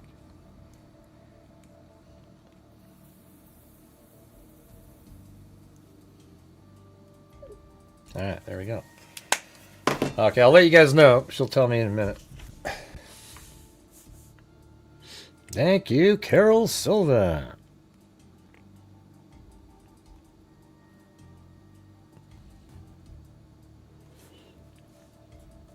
All right, so there was that one. So it sounds like they were fighting, and I'm just going through from the 6th on, right? So here's like another one, the Daily Mail, missing at sea. No, I don't need to do that. That's their little videos they make. An American woman who went missing in the Bahamas after falling overboard during a boat ride with her husband has been identified.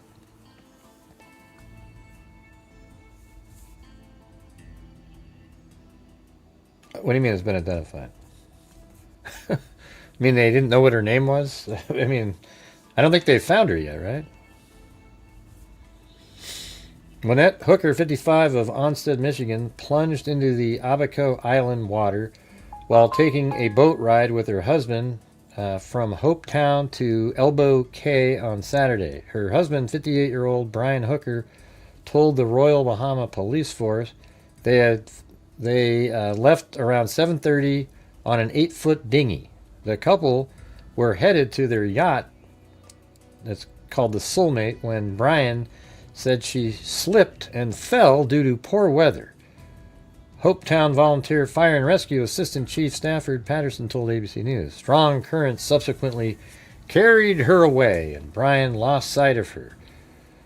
Patterson added that he was unclear whether Lynette was wearing a life jacket. Police said the 55-year-old was holding the boat key. Wow, what a miracle. When she fell, which says caused the dinghy engine to shut off, and assured the husband that he wouldn't be able to track and follow her.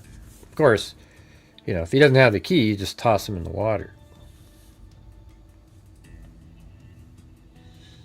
Yeah, I think we need 19 more memberships, you guys, to reach the goal. And then I'll donate 5. How about this? 19, and I'll donate 5, even though that's not the normal number. Lynette Hooker, 55, of Onsted, Michigan, fell into the Abaco Island. This is done again. Brian then paddled the boat through the night, reaching a marina at around 4 a.m. Really? I mean, see, that's why I just think he took off, How is it at 7:30, you're right here, and then you just paddled all night, nobody was paying attention, and you paddle and paddle and paddle, and then 6 hours later you make it into here? No way. I mean, I guess we could, let's just see how many miles that is.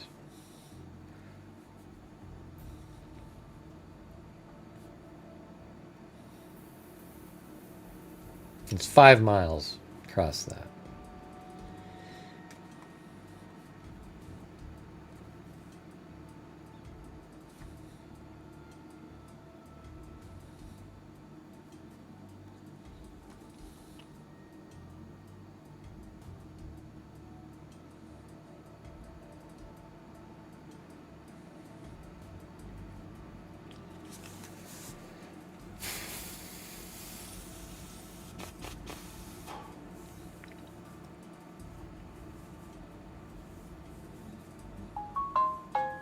Yeah, hold on. While the Bahama and U.S. authorities continue a joint search and rescue operation with the U.S. Coast Guard deploying an aircraft to aid the effort, Patterson said. Lynette's daughter, Carly Aylesworth, released a statement on Monday about the incident. I have been privy to very little information. My sole concern is to find out what happened to my mother and make sure a full and complete investigation is performed into her disappearance. While the Royal Bahamian Police are investigating this matter, I would also appreciate any involvement of the federal, state, or local authorities to look into the circumstances of the tragic situation. That guy looks nuts. Okay, Ashley said that wasn't her clip.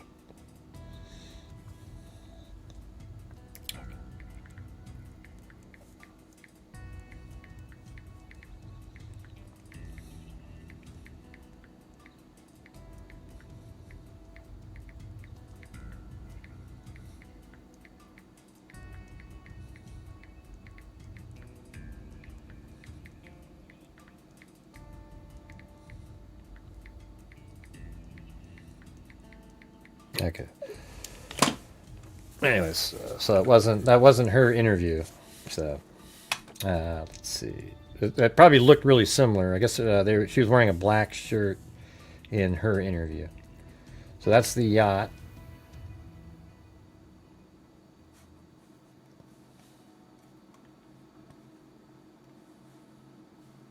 Where's that little?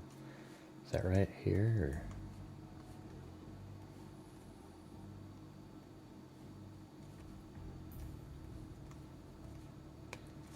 It's probably over right in there.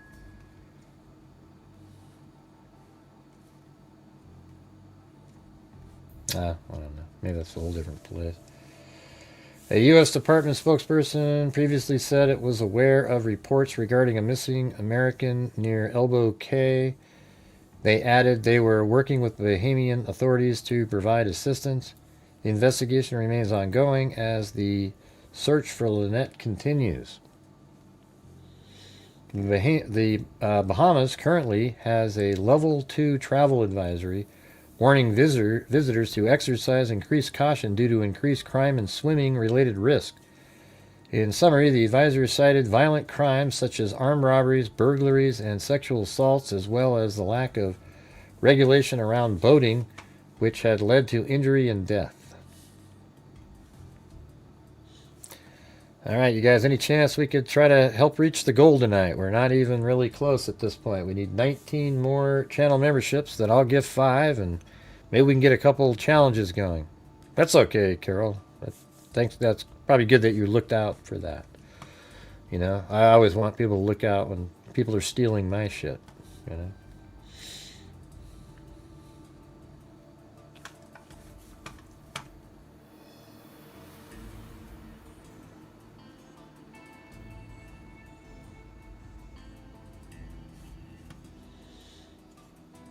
I haven't been following the case, so I don't know. Like, look right there, she's on Fox News. Husband of missing American in Bahamas previously threatened to throw her overboard. Her daughter shares chilling voice note. Why are you calling for an investigation into this? It just doesn't add up. My mom is very fit and strong. She's a good swimmer. Like, why was she swimming away from the boat? Why did she have the key? I think he got. I don't even think the dinghy was.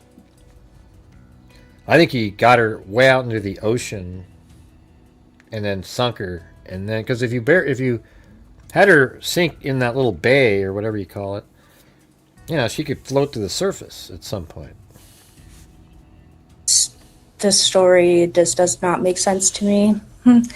Like, there's also been history of domestic violence in that relationship, so I do believe something might have happened to her.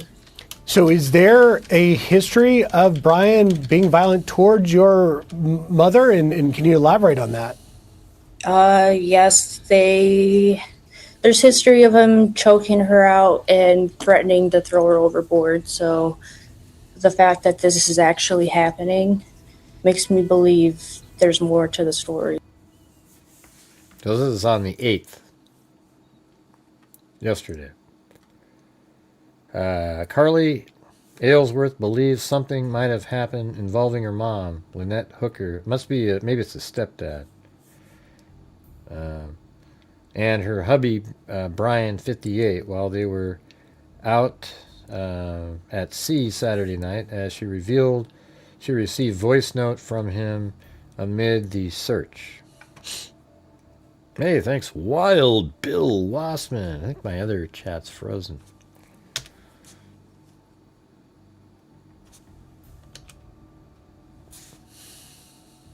Jeez, what happened?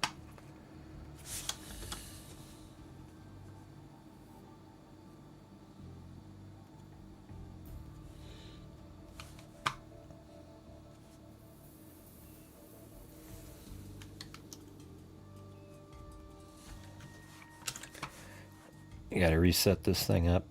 It's gonna go dark for a second. Oh, there's one. That's the joke.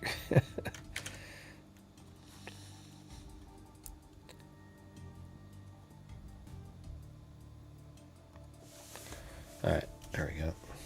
What do we got? What do we got, Lisa? What do we got? Wow, look at that. We got a challenge by Marty's Bar and Grill up there, you guys. He's gonna do another bucket of coffee for 10 gifted memberships. If you guys do 10 gifted ones, so we got Wild Bill did 1, we need 9 more of those, and then he'll send that in. That'd be pretty amazing. Thank you, Wild Bill Wassman.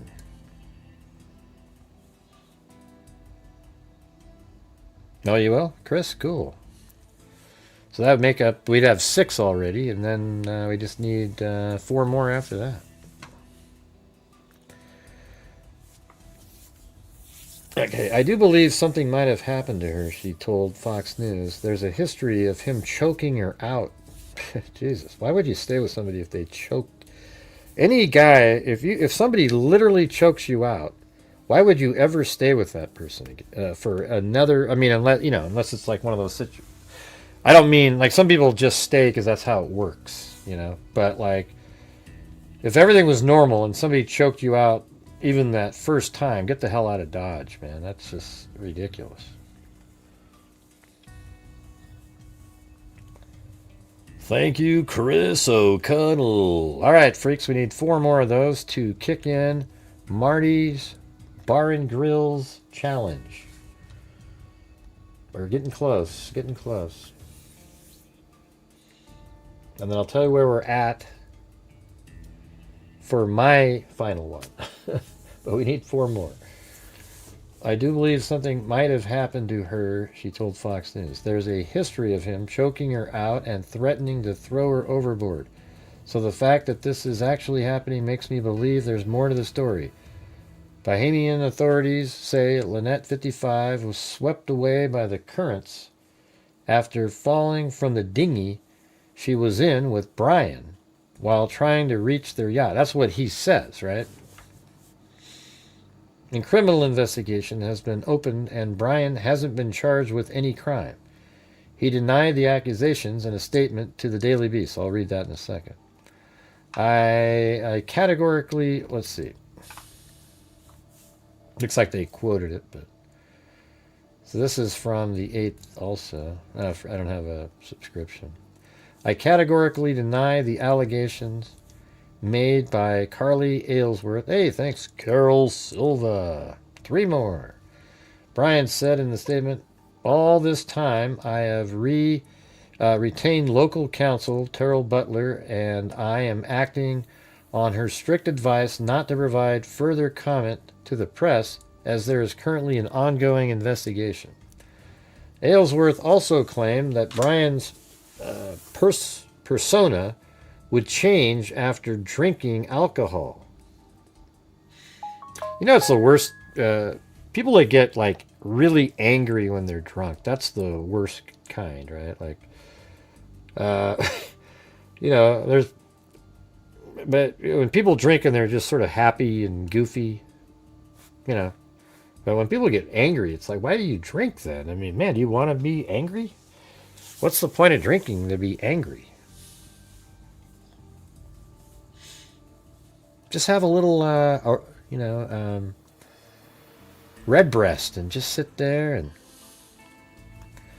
All right, we need 3 more gifted channel memberships, you guys, to reach Marty's challenge. We're almost there. We had Chris O'Connell do 5 of them, and Wild Bill Wassman, and then we had Carol Silva. We just need 3 more.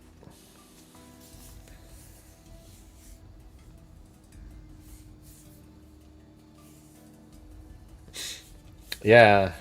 I think, like, if we had just started reading this, I would immediately been suspicious of the husband. I saw it yesterday, and then today other news came out.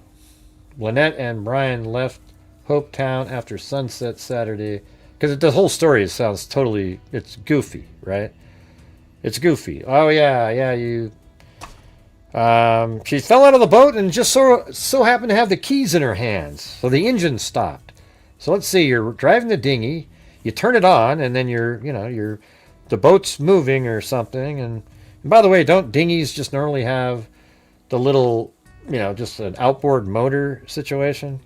I don't know. I don't know why she would have the keys in her hand and then just sort of fall overboard and it's still in her hand. And then he throws a dinghy out there and he doesn't know if she caught it or not. That's ridiculous. Hey, thank you, Mike Spam.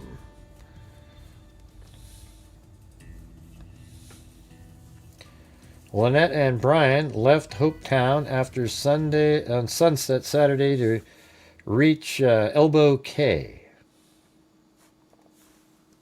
Hold on.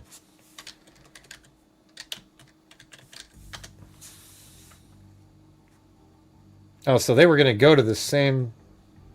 Wait, where is it?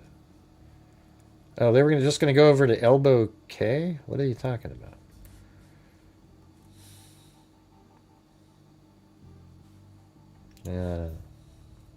I don't get it.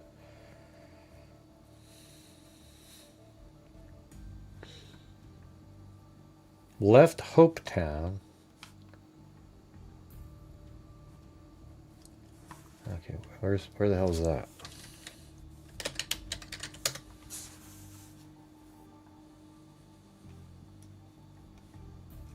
Oh, so they were on Hopetown over here to get to.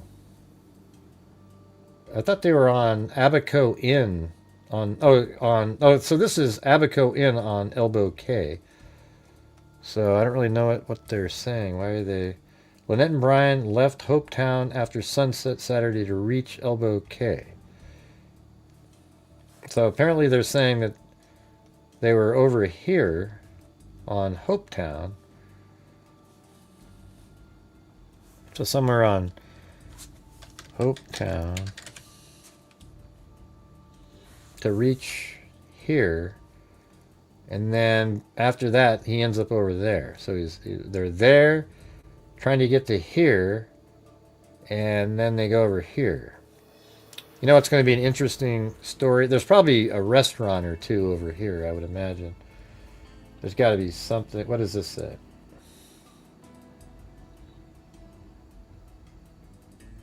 That's a resort hotel.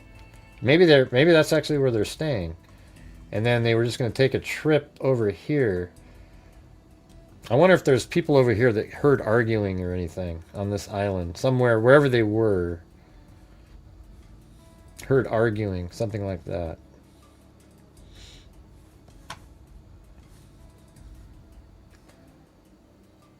She fell into the water with the dinghy's keys, something which baffled Aylesworth, who said Brian always drove. Brian always driving, so he basically is in charge of the key. So the fact that my mom had it doesn't make any sense. She also revealed that her mom wouldn't lose her balance on a boat, fueling even more suspicions. Well, I mean, you know, I think it's a boat and the waves are such, anybody's going to lose their balance. I mean, you see crab fishermen fall over. Brian, but I'm not supporting the idea. I just think making statements like that, or it's sort of going overboard, you know. Pardon the pun. Brian paddled to the Marsh Harbor boatyard, arriving at, I think that's exactly what I got over there, right? I think it said that. Yeah, Marsh Harbor boatyard, right here. That's what this says. So that means he paddled. Okay, so the way they're saying is he was over here trying to make his way to there, and they don't make it, so he paddles all the way over there? Why the hell would you do that? Why wouldn't you just paddle to Elbow Cay? Or was their yacht on this side? Or their dinghy on this side? And by the way, where was their dinghy? Their boat, if their dinghy was over here. It's kind of a confusing story, to be honest with you. So, like, where was their yacht? I guess their yacht was at Abaco Inn area, and somehow they had a dinghy over on Hope Town, and then they took the dinghy back over to get to their yacht, but then they didn't make it, so then they... Yeah. All right, you guys. I don't know why we're frozen here, but we need 2 more gifted memberships, you guys, to reach Marty's challenge. Any chance we could do that? Hitting one of those massive lulls again.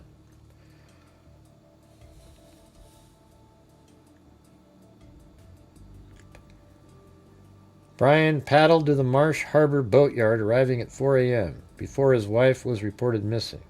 Aylesworth recalled a voice note that she received from her stepdad. Hello, honey. I think I have that. Hello, honey. It's Dad. I just got a call from Hopetown Search and Rescue, and they found the flotation device that I threw to Mom when she fell overboard. See, he wanted them to find that.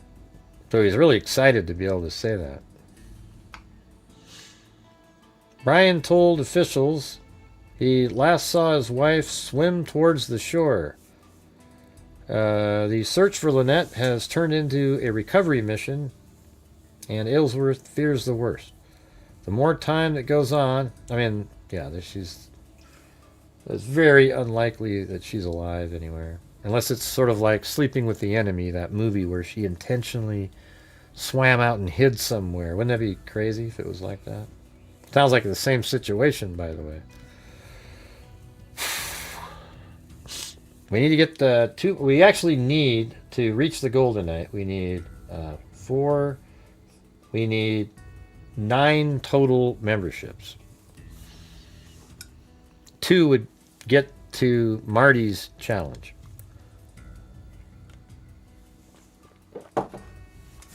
See how I have to keep shepherding the challenges along instead of just people doing them? That's what I was talking about yesterday. I thought it was like, oh, okay, and then we're back to the same thing. It's wild. Lynette and Brian documented their adventures at sea on social media under moniker the Sailing Hookers.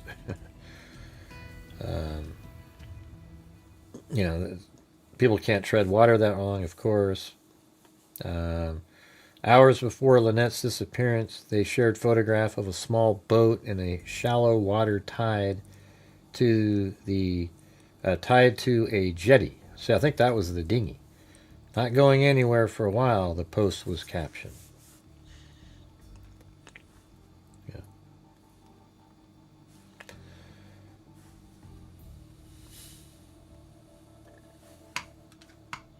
Man, you guys, hello? Nobody's typing. This is where it gets really difficult. When nobody's typing, nobody's communicating, it makes just very difficult.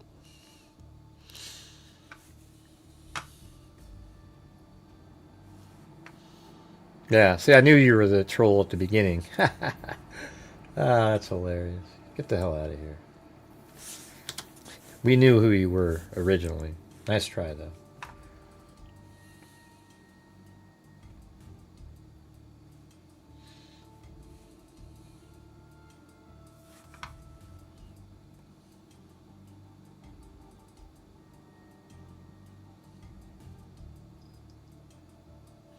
Yeah, nobody's talking. Hey, oh boy, dipshit.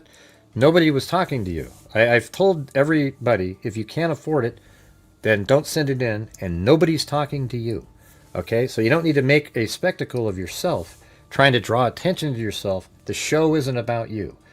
We try to raise the funds on the channel every single night to reach the goals so that we... And this is it right here, you guys. See how that asshole just had to type that stuff in? And that's because I have to sit here and ask 47 times instead of just, people see a challenge, let's get to the challenges, let's get the goals, and let's keep moving forward. But it never ends up that way. And I have to ask, then the trolls, oh yeah, they love it, they love it, they love it, they love it, and it just sucks, you know. Hey, welcome, Caitlin. Very cool.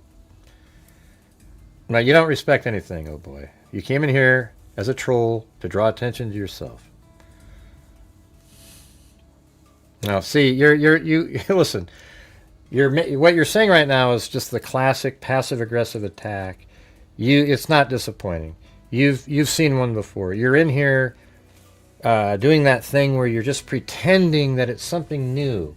We already knew that you were trolling it earlier, so I'm going to remove you from the channel. Good luck wherever you go. All right, thank you. Yeah, it's disappointing to have people like you show up. All right, you're just, the show wasn't about you. I'm trying to reach the goals and move forward, and that's it. If we can't make it, we can't make it. We still need the 2 more for Marty's challenge.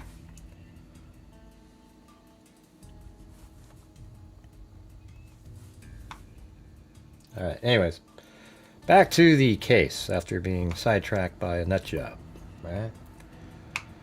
Thanks, Chris O'Connell.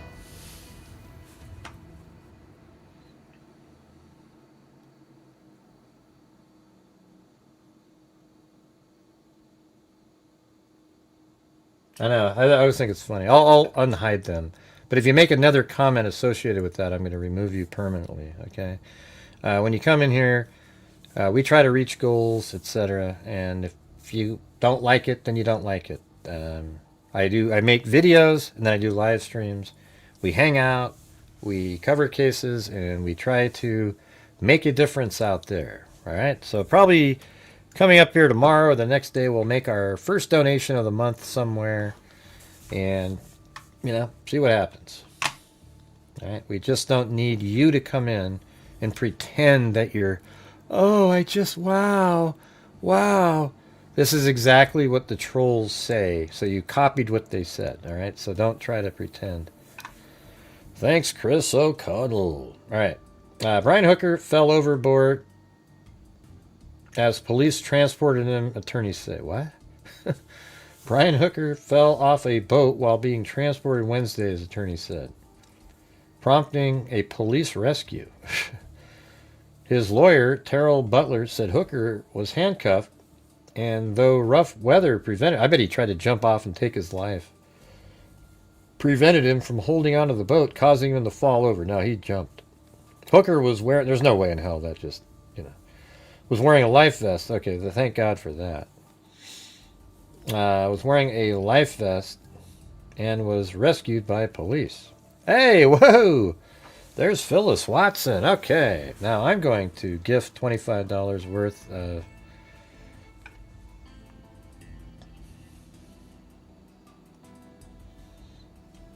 memberships myself. There we go. All right, so that we can, and watch. I'll be gifting one to our passive-aggressive troll that showed up in here. Let's see. Poor guy. It was definitely an accident. He meant to throw her the life jacket. In all the panic and confusion, he accidentally threw her a concrete block attached to a chain that was wrapped around her body. Total accident. Yeah. Well, is that part of the story coming up here? Because that's what I think, that he actually got her onto the yacht and took her way out somewhere and then dumped her body. I don't know if they've found her yet, but I think that's exactly what he did. I haven't read it yet. But thank you, Phyllis Watson. Could you tell that she was being sarcastic? Yeah.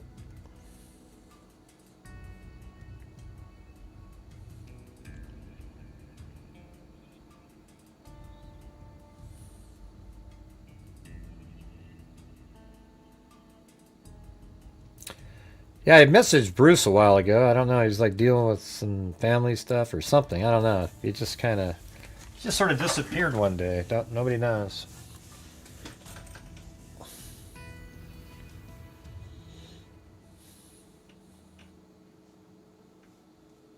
Why are you asking him if he talks to him on Facebook?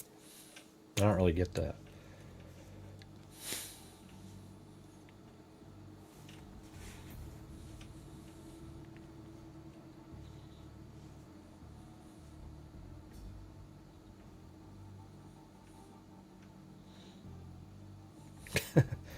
Yeah, you disappeared for a long time, yeah. I just thought you'd moved on, started doing droning stuff. All right, let me get... Butler said Hooker is suffering from knee pain and abrasion and will be taken to Rand Hospital for treatment. They released him before bringing him back for further questioning as a witness. All right, hold on. So there's that one, and then... Okay, here we go. This is the one I was looking for. Husband arrested over disappearance of missing mom Lynette Hooker in the Bahamas after she fell overboard. No way. That's probably the dinghy right there then, right? The husband of missing American woman Lynette Hooker has now been arrested according to his attorney. The Royal Bahama Police Force said in a statement on Wednesday, April 8th, that an American man was taken into custody that day in connection with the disappearance.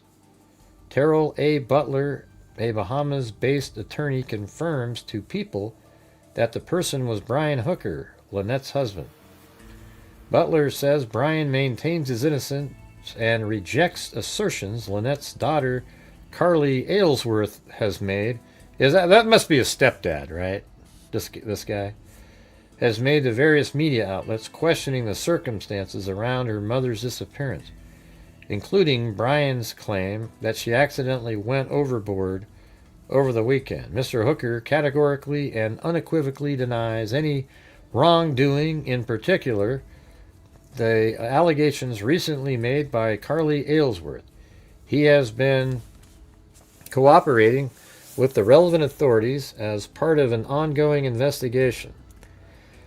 They need to track to see where the hell his yacht went during that time frame.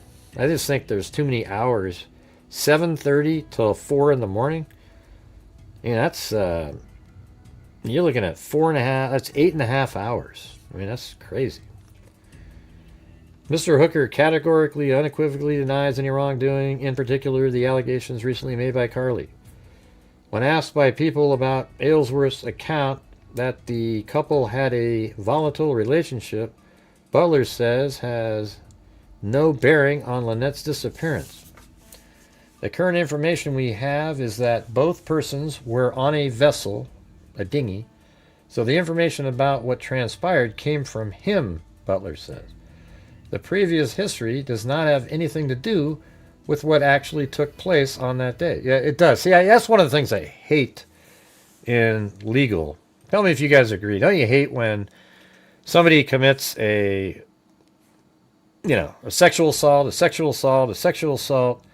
and then there's another sexual assault, but you can't bring up the prior ones because it's not associated with this one. It'd be too prejudicial. But it shows you that these people, if you have these past things, then it's absolutely relevant,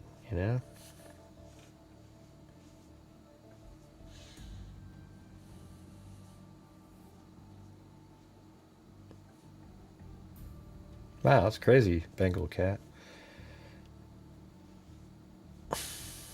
Now, don't you guys hate that, though? He's the only witness to what transpired, and he has said he has done nothing wrong, so to refer to allegations of abuse or a tumultuous relationship does not explain what happened on the day or indicate whether or not he was somehow culpable for anything that may have happened to her, she adds. Lynette and Brian departed Hopetown in the Bahamas on Saturday, April 4th at 7:30 p.m. local time on a small dinghy to make their way to Elbow Cay. Lynette and Brian departed Hopetown in the Bahamas on Saturday at 7:30. So Hopetown is this island over here. I'm going to move this to right where it says Hopetown. So over there, that's the 7:30. This is 7:30 then. 7:30 p.m.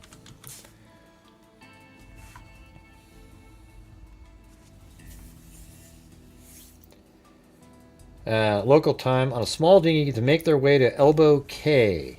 So Elbow Cay is right here. And apparently they stayed at this inn here. So I think that's probably where they were heading.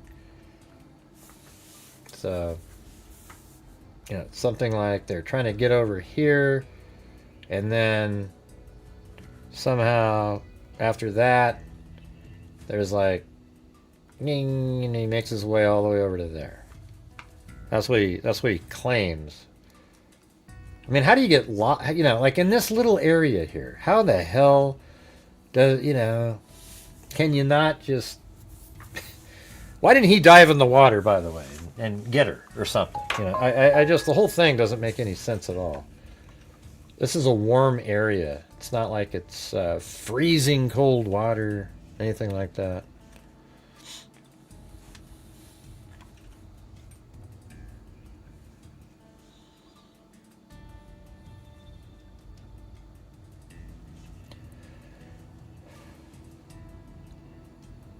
Well, they weren't looking for that. That's why.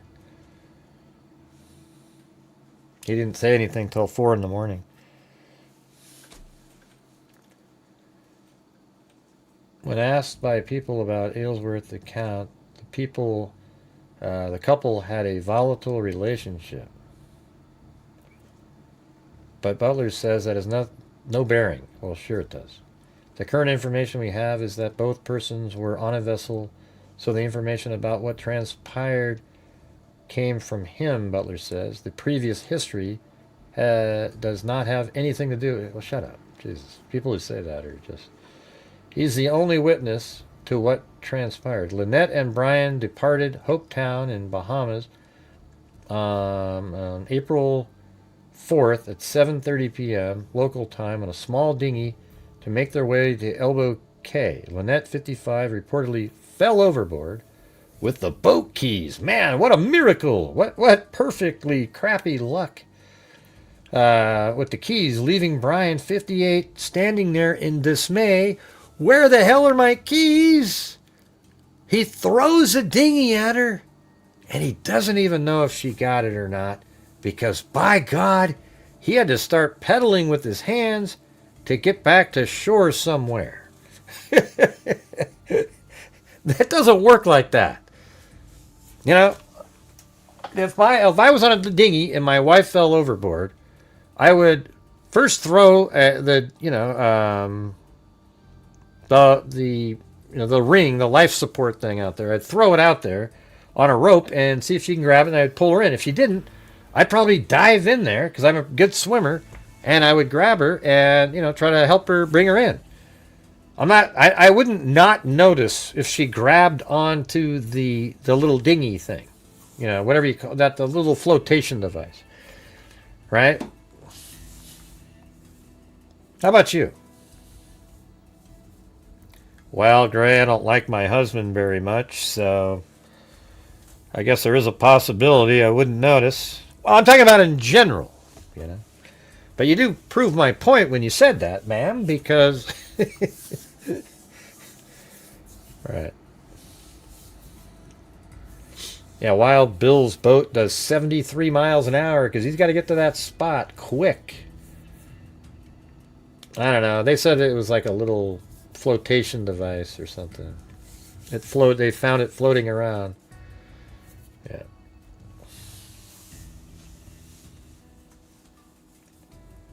Yeah, I'm talking about like in the first article. Hold on a second. Let me go back to that. That was from the 6th. Bryant, 58, told authorities his wife fell overboard along with the boat key, causing the engine to shut off.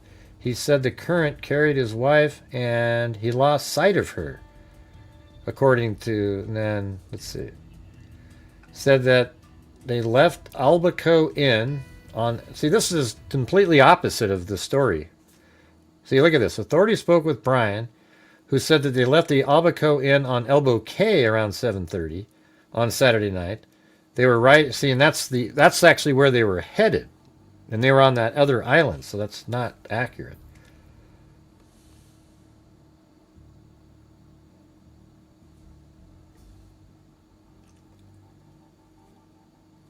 Yeah, actually, I think it might have been the second one.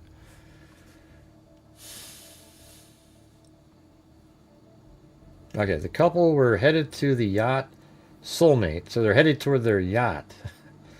When Brian said he slipped and fell due to poor weather, strong current subsequently carried her away, and I lost sight of her. Patterson added that it was unclear whether Lynette was wearing a life jacket. Police said the 55-year-old was holding the boat key when she fell, which caused the dinghy engine to shut off. Brian then paddled the boat through the night, reaching a marina around 4 a.m. He told the individual at the marina what happened to his wife, who then contacted authorities. Bahamian U.S. authorities continue to joint search and rescue. I have been privy to very little information. My sole concern is to find out what happened to my mom. Now, there was another one where he said that he threw her the, I don't know what it was, like a life vest or Maybe it's this one on the 8th. Let me see.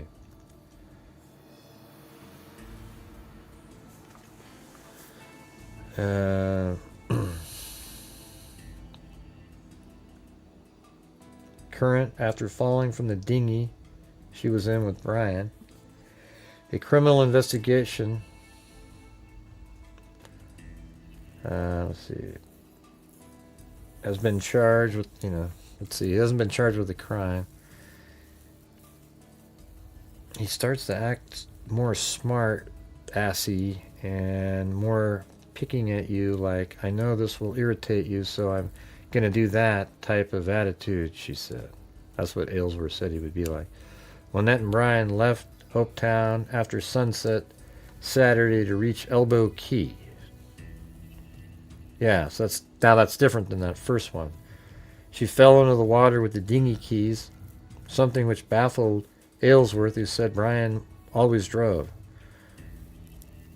She also revealed that her mom wouldn't lose her balance on a boat, fueling even more suspicions. Brian paddled to Marsh Harbor Boatyard, arriving at 4 a.m. 8.5 hours later. So he didn't have a phone or anything, make a call. Everything's way too convenient. Before his wife was reported missing, Aylesworth recalled a voice note that she received from her stepdad. Hello, honey, it's Dad. I just got a call from Hopetown. All right, anyways.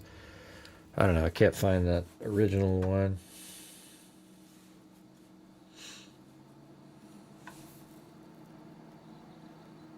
Let me go to this one. Husband arrested in disappearance. What's this?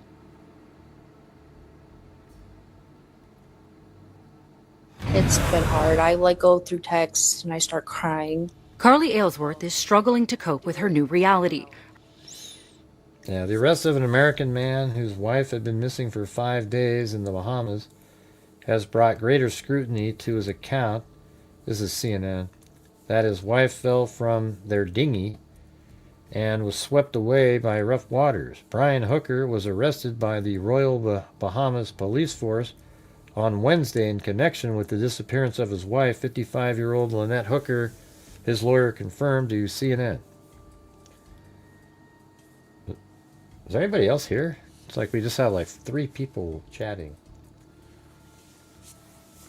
He was arrested for additional questioning based on some probable cause we have. Royal Bahamas Police Force Assistant Commissioner Edvardo Dames told Reuters. He was taken into custody as a suspect, Dames said, though no charges have been announced. Brian Hooker categorically and unequivocally denies any wrongdoing in his wife's disappearance, his attorney Terrell Butler said. But Butler told CNN Thursday night Brian Hooker is still in custody. He has so far been interviewed as a witness. The Michigan couple, both U.S. nationals, have been sailing together for more than a decade. Now more than 1,000 miles away, Lynette Hooker's daughter is publicly pleading, probably lives in Florida maybe, or maybe, I don't know, something like that, pleading for more information, even as she expresses concerns over what she describes as episodes of domestic violence. I don't want anything bad to happen to him, the daughter Carly Aylesworth happened to him. The daughter Carly Aylesworth told CNN on Thursday, I don't want anything bad to happen to my mom, but I just want answers. The U.S. Coast Guard has opened a criminal investigation into Lynette Hooker's disappearance. Brian Hooker told authorities his wife fell from an 8-foot dinghy near Elbow Cay in the Abaco Islands Saturday evening as the couple was traveling back to their yacht, according to police. Strong currents subsequently carried her away, and he lost sight of her, police said. Brian Hooker told them Lynette Hooker was wearing... Brian Hooker told them. And it says, Lynette Hooker was wearing the keys, also known as an engine safety lanyard, when she fell off the dinghy.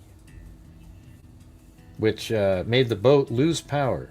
So he tried to paddle to shore, according to his account shared by police. Brian Hooker said he last saw his wife swimming towards the shore. So now he did see her swimming. Now there's all these other things. He saw her swimming to the shore, so then I thought, okay, great, I'm going to start paddling the opposite direction. Why didn't you paddle in the same direction that your wife was swimming towards? Instead, you paddle 5 miles away across. That just nothing makes sense in this one. It's so stupid. They go in the water over here, and then she's swimming over here. But the genius, he paddles all the way over here, then out across this vast 5 miles into this port over here. Yeah, I think the yacht was used in this case. I think they made it to the yacht.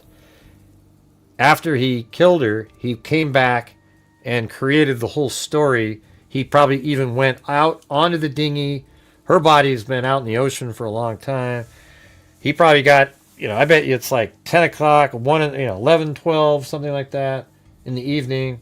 He's back on the dinghy and inventing this whole thing. That's what I think. That dinghy drifted towards Marsh Harbor, where it ultimately was beached, and Brian Hooker traversed through the bush. Wow, that's amazing. Till he made it to the Marsh Harbor boatyard, where he made contact with local police. Hope Town Volunteer Fire and Rescue was notified at 5:12 a.m., not the 4 something that was said, and searched extensively for 6 hours, but wasn't able to find her. What is this? Before his arrest Wednesday, Brian Hooker provided a statement to CNN describing what he said was a boating mishap in deteriorating conditions. I am heartbroken over the recent boat accident in unpredictable seas and high winds that caused my beloved Lynette to fall over our small dinghy, Brian Hooker said in a statement. Despite the desperate attempts to reach her, the winds and currents drove us further apart. We continued to search for her, and it could be that it was so windy that if you're in the water and you're swimming, you don't have as much wind blowing the boat, blowing you at all because you're swimming.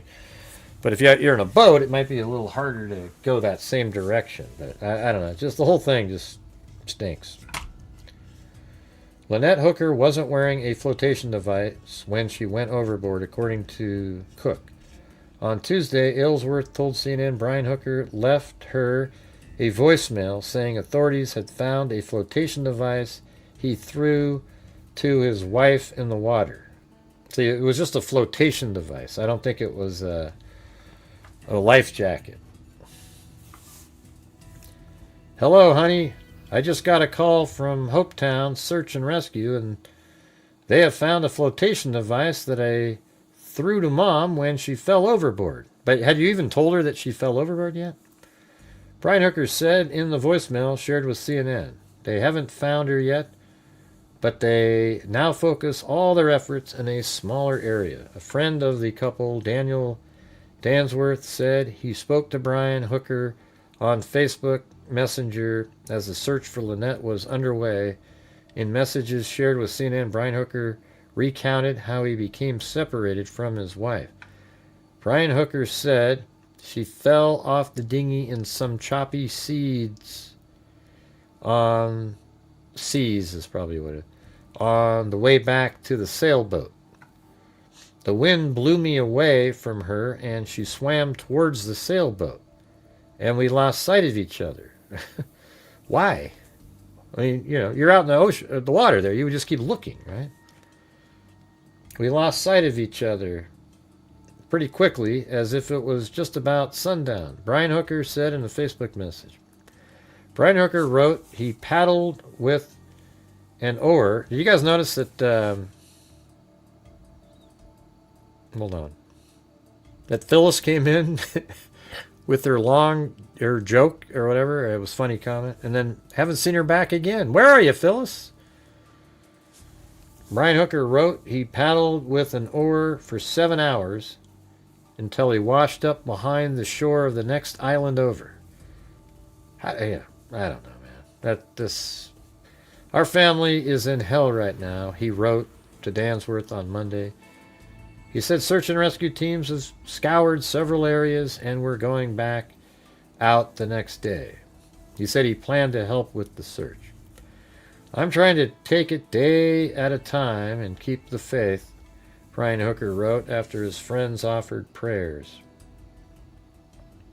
For days, Ainsworth has been calling on law enforcement to clarify, examine the circumstances surrounding the incident, expressing skepticism over her stepfather's account.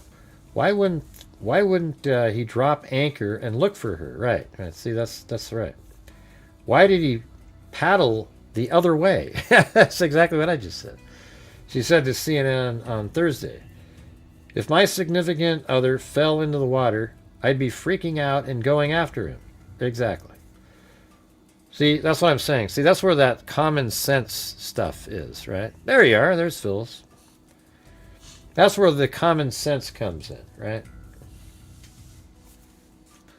The 28-year-old said the couple cares for one another, but they have had a turbulent marriage that has at times become violent. Aylesworth said her mother previously confided that Brian Hooker choked her. CNN has been unable to confirm the incident with law enforcement. Brian Hooker's attorney, Butler, said in an initial statement her client denies allegations recently made by Carly Aylesworth. Public commentary that assumes a specific outcome can be detrimental to the fairness of the proceedings, Butler said. When reached by CNN Thursday night, Butler declined to comment. When Aylesworth heard Brian Hooker had been arrested Wednesday, she said she was struck with conflicting emotions. I was pretty sad about it because it's hard to believe that someone so close to me that I've grown up with, so I think that's a stepdad, could possibly do this, she said. But I just want to know the truth. I just want answers. Is that right, stepdad? She is still holding out hope that her mother, who is described as her #1 supporter, will be found alive. Part of me still hopes that she's just on the opposite side of the island somewhere, taking a break from life, Aylesworth said. I guess, again, like if it's like sleeping with the enemy, it could be something like that. But I feel like by now, somehow, have you guys seen that movie, Sleeping with the Enemy? But I feel like by now, somehow, stepdad, right? Yeah. By now, someone would be noticed her and reported her. Her mother and stepfather have been married for about, there you go. Now we got the answer. Next paragraph. But that's it. Have been married for about 25 years and are experienced sailors. The couple have been in the Bahamas for about a month, she said. Lynette Hooker, mother Darlene Hamlet, has also called for answers, telling CNN in a brief statement the family is in shock and continues to hope for clarity. We have many unanswered questions, Hamlet said. We are still holding on for a positive outcome. Authorities launched an extensive search after Lynette Hooker was reported missing early Sunday morning, involving the Royal Bahamas Police Force. The U.S. Coast Guard also conducted an aerial search. Anyways, got that.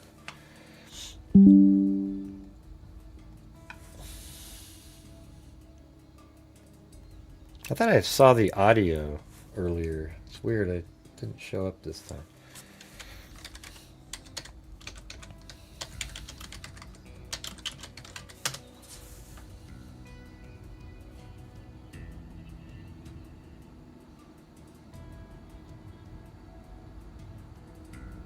I don't know where that is. I heard the actual audio of that recording, and I don't remember where that was. Oh, is that it? Hold on. There we go. Search and rescue, and honey, I just got a call from down search and rescue, and I found a flotation device that I threw to Mom when she fell overboard, and so they haven't found her yet, but they can now focus all of their efforts in a smaller area, and they're still out there searching today. So I just wanted to update you and let you know. I love you. I'll talk. Yeah. I think, I don't know. I think they made it back to the yacht, and then there must be some records, like if the yacht actually went out into the ocean. I mean, you'd probably have to go through somewhere. I don't know. Or it could be that there is an anchor on that little dinghy, and since it's dark outside, he figured out a way to, somewhere. I mean, how do we even know that they were ever even on the dinghy? He could have killed her on land, and then everybody's looking in the ocean for her, but she's actually on land. And he did the whole story about the whole dinghy thing, because this island is pretty remote. There isn't a lot of stuff going on here. See this?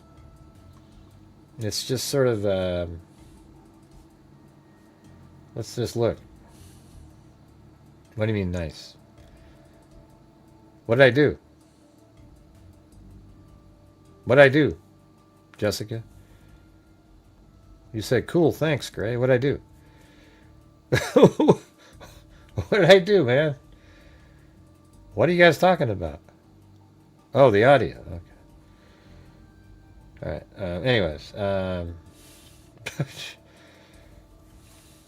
Yeah, see, there's nothing on this island. So how do we know that he didn't bury her somewhere over here? Kill her, bury her, and then do the whole thing about the dinghy, puts it in the water, and goes, oh, and then he throws a life jacket out, throws it in the water, and she's never even in the water. And it's a great technique because they're all searching the water, looking around, and she's actually on land somewhere.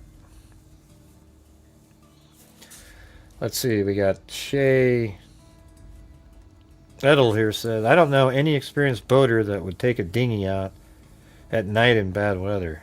Right. See, that's crazy. So what do you guys think about that? Don't you think there's a possibility that she's on this island over here? That they went there for a reason in the dinghy, right? It's sort of an excursion dinghy. Let's see. Let me go back. I got to go find where the hell I'm looking at again. Yeah, it's just all kind of really in a small area here. Yeah, so this little tiny island right here, which is Hopetown, they probably took a dinghy from where their yacht was stored over here, because it's a short little trip over there. It's literally, I bet, maybe a mile, if that. 1.5 miles. So you just quick little jaunt over there, probably takes 20 minutes. Maybe, yeah, about 20 minutes, I would say. And they go over there together, but it's really remote. So there might be, he probably made sure that they went somewhere. There might be a restaurant or some little place over here where you can go. And they would have seen each other, but then that's where things go wrong, And then he puts her somewhere on this island. Then, it's at night, so he can get to the dinghy without really it being really bright out and people seeing, oh, there's just one person in the dinghy. There just isn't a lot of people out here. So this island would be the best place to have done something because it's so uninhabited. I mean, just look how few people are on this. It's just nothing, right? So you put her body over there, then you get into the dinghy, and then you start sailing out. As soon as you're out here somewhere, you just go, oh, and throw the life preserver, throw the keys overboard. Hell, I would have waited until you got over here. So you pretend that she's gone, but you just nobody's watching. So you bring the dinghy over here, probably paddle over there, and who knows what time, right? So the whole 7:30 thing is just him telling you that it was 7:30. It could have been midnight. He could have had her over here near the dinghy, killed her, and then buried her body at like midnight or something. then, got into the dinghy again after burying her somewhere, pulling it over there into this area. Then that's where all the plan comes into motion. He throws the life thing in the water, the keys and everything. And then he sort of slowly drifts over here, paddles over there, boom. See what I'm saying? Doesn't that just make a lot of sense? The whole thing about the yacht out in the ocean, I thought maybe made sense, but there's got to be records, something filming that happening, where this here is so remote that who the hell knows, man? I mean, maybe they were even on this side of the island. There's nothing over there. It's just beach. You just pull up. I don't know. What do you guys think of that? Yeah, I think there's just something over here, and whatever happened over there, and the whole dinghy in the water is the trick, right? So everybody's looking in the water for her, and she's not even in the water. She's on this island. I would get them to search the hell out of this place. Just a thought. I'm not saying that's what it is. It just seems to kind of make sense, because if you got in a yacht, wouldn't there be some sort of a record as you exit somewhere? It just seems like it. So you get to your yacht over here, and then to get out into the ocean, I mean, he could have taken it out in the middle over here and dumped her body too, but I mean, this is not deep at all. I mean, this is, let's see, what do we got here? I think I have to go all the way down. See, now there's water on the surface. I'm not sure why a few minutes ago the water was off over here. Remember that? So, I don't know. It's hard to tell.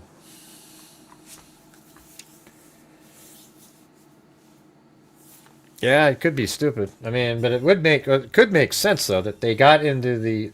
And then as he's burying her body, he's just thinking about, I could pretend that we were on the boat and she fell overboard. That's kind of a simple thought,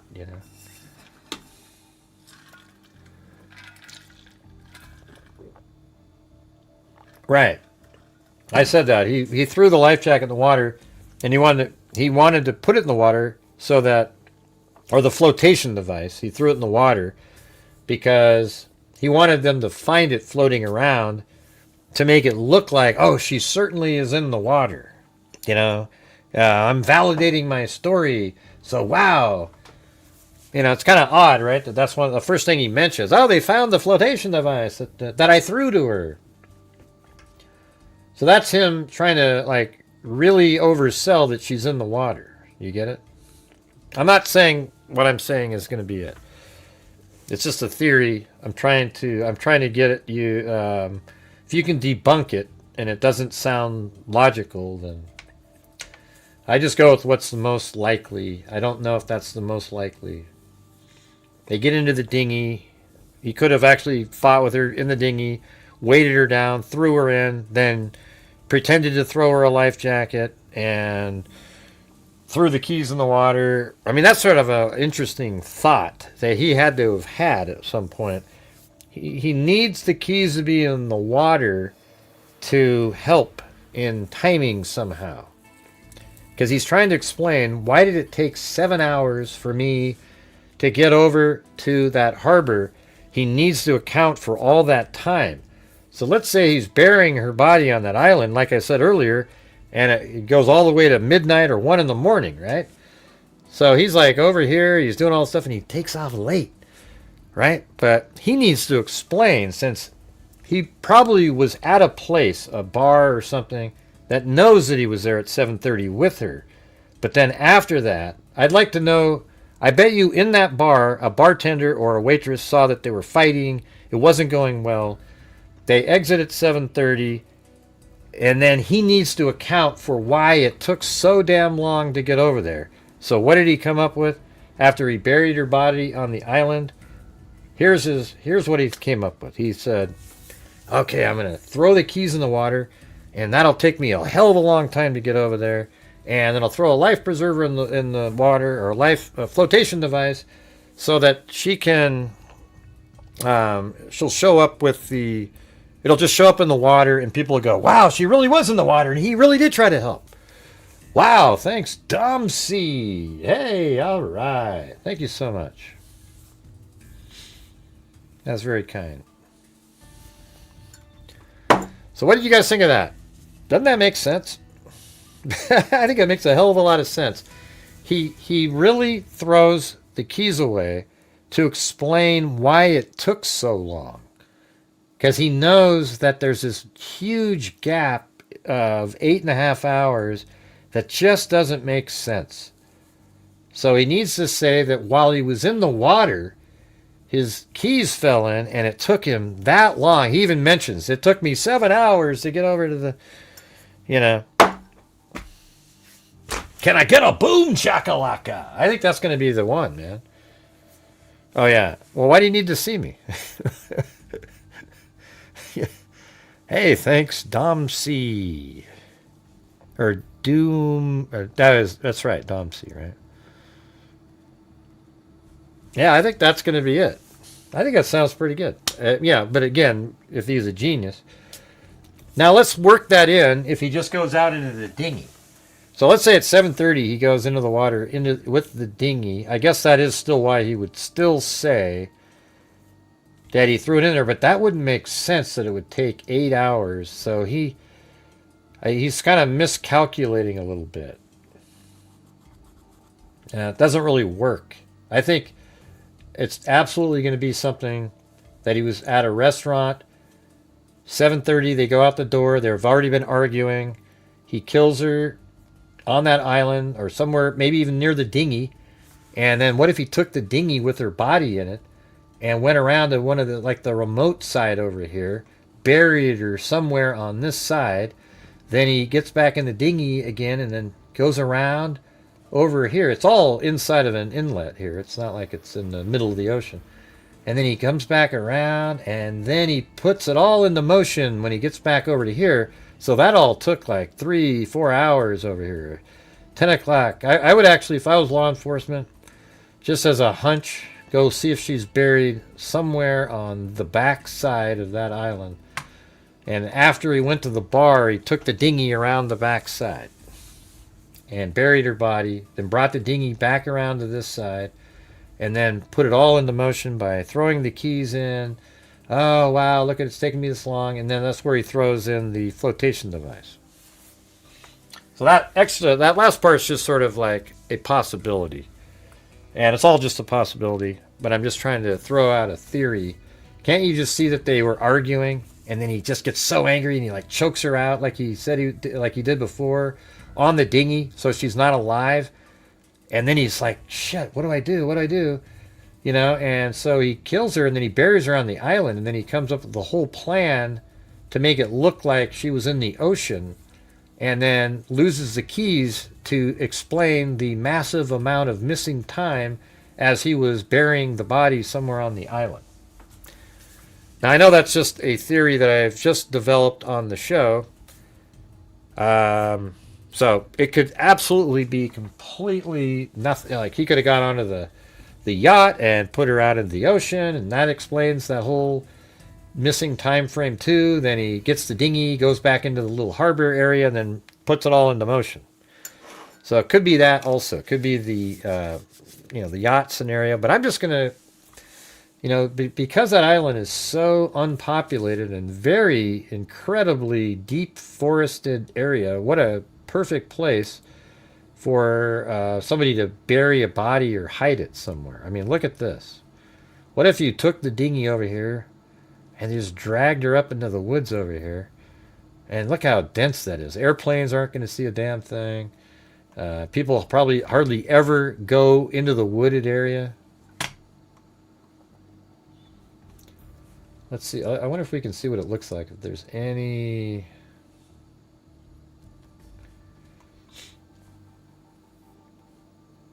Yeah, it sucks how little... There's no 360-degree shots. Man, why not? Maybe we can look across the way from...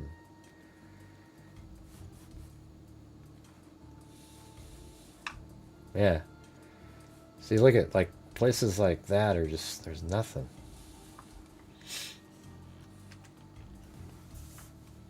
And look how short that, by the way, just that little video, that shot. You could see the other side over there.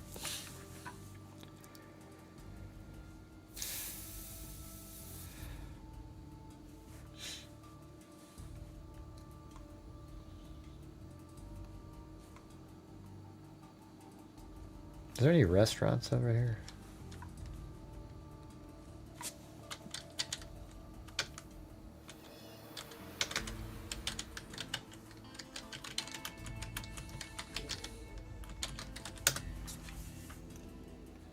Yeah, right there, maybe.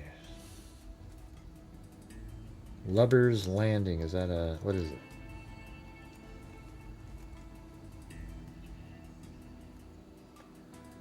There you go. It's Lubber's Landing restaurant.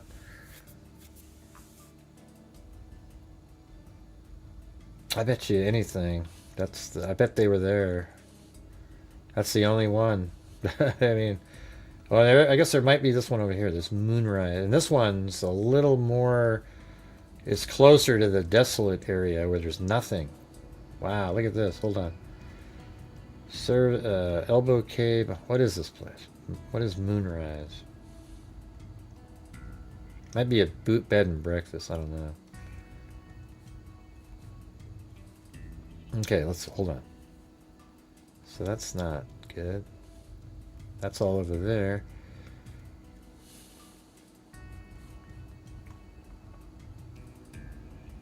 See, Lubber's Landing is the only one on that island.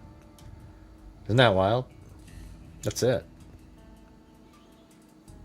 Wow. So that, I think, I mean, it's really close to where I have the pin anyways, right?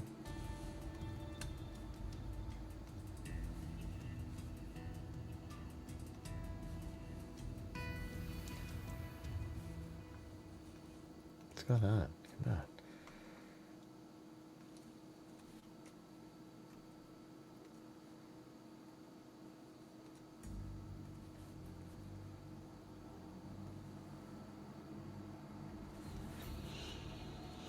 I'm gonna do my theory, and I'm sure we'll get some information that comes out.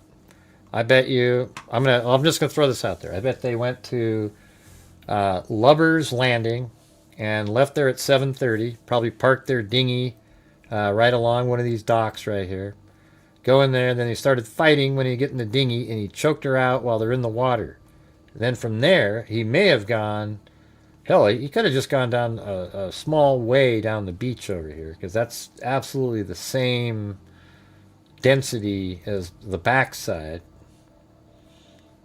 But I think he put her somewhere right over there. And then after probably midnight or so, he got back in the dinghy and he pretended all this other stuff happened after that.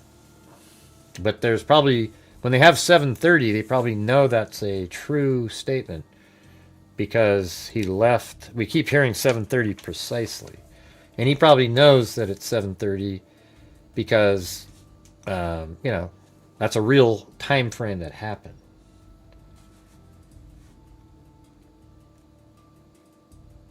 Anyways, what do you guys think? What do you guys think, man? I'm a hospital nurse on a medical surgical unit. It's my first break. We've been hopping busy, right? Oh, jeez. Wow. What? So what are you doing there, Dom C, when you're in the surgical room or whatever you call it, the surgery? Do you like help get the right instruments or what? What do you guys do? Yeah, I have a lot of respect. Remember what during COVID we used to give? It was like the freak heart mugs I'd send to all the different nurses because they had to deal with that just crazy COVID situation.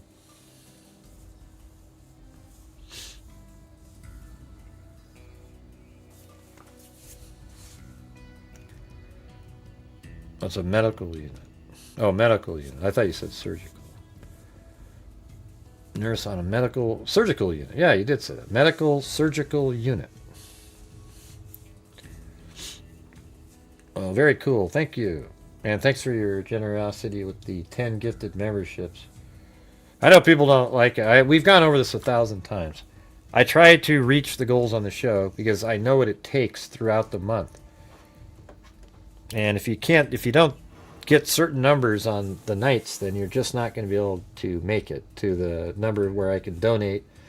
You know, like last month we gave $4,000 out. It's pretty cool. I mean, it's decent for how the month wasn't going that well, really, but right near the end it sort of picked up a little bit.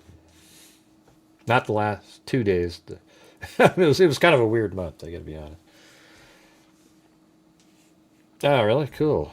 Well, good on you, Dom C, and all the rest of the nurses out there. CNAs work the hardest, though, you guys. You know, the CNAs that run around, they do all the heavy lifting and, you know, moving, you know, like just doing a lot of stuff that people don't want to do, you know.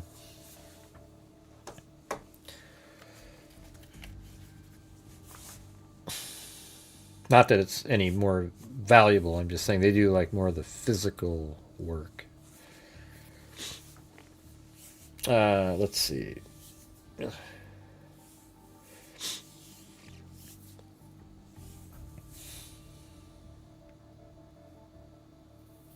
The daughter said they were both heavy drink. Yeah, so you could see them getting in a fight, right? In the boat or something. I don't know why. I'm almost like thinking this is the story. It's weird. I don't know why my brain's doing this. I'm like, this is the story right here. They went to this restaurant. It's the only one there. They got in the fight. It's on a very desolate, comparative island. There's like nobody there. He killed her over there. Her body is somewhere on that island. Then the whole story was concocted over here to account for all the time. And then for some reason, he didn't want to go back over here. And then he goes way over here and pretends he was lost at sea. He probably even had the damn... I mean, you know what I think? I bet you his motor was still working. He had that sucker. There was no paddling. I bet you he took the motorboat. He waited till like 3 in the morning. Came over here. Then he threw the keys into the water when he knew that he could sort of get over here. And then he sort of stumbles onto the beach. I bet you that boat wasn't without an engine for a long time. Okay, that's what I'm throwing in there. Yeah, aren't they? They just, that's so cool. You guys have such a great job being nurses. You know, it's just like, you know, every day you realize you're making a huge difference. It's kind of like being a police officer or like firefighter. You know, it's just like boom.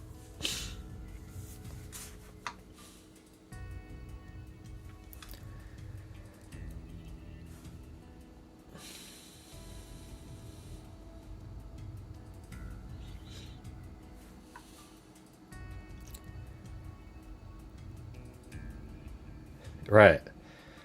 Don't you think? What do you think about that? He didn't. He had the key, and he was motorboating around for a long time. And it wasn't till about an hour before he got to that shore that he cut the keys. You know, he like threw the, you know, cut the motor and then threw the key in the water, and then because nobody's ever going to find that. Okay. And then he goes over, and then he, on the way, though, he throws the life preserver, or whatever it was, the flotation device, in this area here. And then later, not there, where am I looking at? Yeah, man, it's so weird. It's like it's so small. Yeah, so on the way out, after burying her body over there, he throws the flotation device in the water. And this is, God, we could even say this could be 2:30 in the morning, 3. And then he takes the boat, and when he's way out in the middle here, starts to get over here, that's when he kills the engine, throws the keys in the water, and then has this whole story. It's almost like one of those guys that does the marathons by showing up on the last 100 yards and acts all tired and shit. I think that's exactly what this guy was doing here. Hey, do you see that by Domsey? She said, "The story is fishy. Excuse the pun." Yeah. I like the one earlier. "This story just doesn't hold water. Why don't you float another story?" Why don't you? Come on, you guys. Come on, throw some more in there. Yeah. Let's see.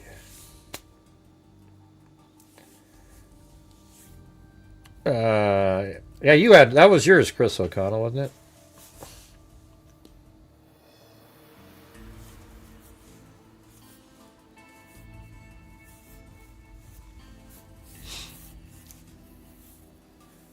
Now you're going overboard. Man, he sure went overboard when he threw her into the water.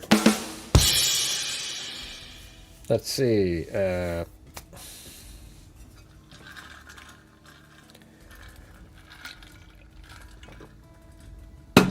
Now you're always funny.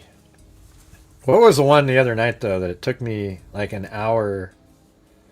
I mean, the joke was so bad that I even understood it, but I thought I must not be getting it because it was. Yeah, remember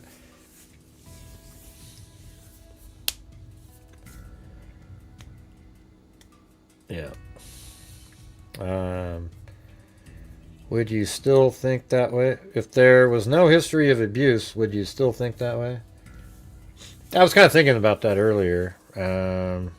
Yeah, I would. Well, about the, like what happened after they went to the bar. I don't know. Probably not, because you wouldn't be. That's why it's important to know those things. That's why I don't agree when they say it's irrelevant to the. It's absolutely relevant. For us. I mean, we're not on a jury or anything, but all the other stuff doesn't make sense, right? The story. Oh yeah, she went in the water. I threw the flotation device. I never saw her catch it, but then I saw her swimming though, and then I started paddling the other direction. We got separated because it just doesn't make sense, at all. I mean, I've never been in like a sea, I guess you could say like a really windy whatever area. Like it just the whole description doesn't make sense. Somebody falls in the water. They're right next to the boat when they fall in. You're in a dinghy. You can see them fall into the water. You're like, hey, hold on a second. You toss them the flotation thing, and you get them. How are you suddenly? I didn't even see if she caught it. It's just like you're a mile away within 3 seconds. It just doesn't make any sense.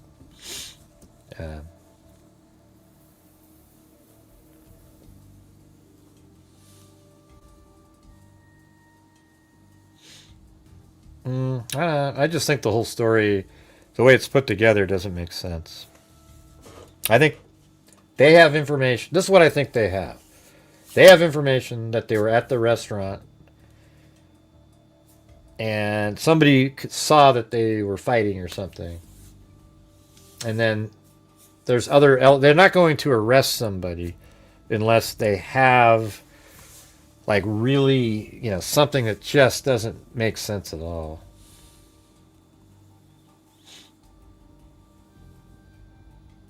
Now, I'm not underestimating anything, Wild Bill. If somebody just falls in over the water, over your boat, right next to your boat, and you throw in a flotation device, you're looking at them. You're not like flying away, just so fast, and everybody's like, oh, it just doesn't. It's not happening. No, I'm not wrong. I know that you want to be the expert because you do the bass fishing and whatnot, but I've been in the water quite a bit myself. It's true. It's not like you're just going to completely. Yeah, but it's not. Current isn't moving around in here. Look. It's inside of a thing. If they were out here, I could buy that they're getting shoved all over the place. This is lots of land, blocking areas. There might be some current. I just think it's a completely invented story. That's what I think.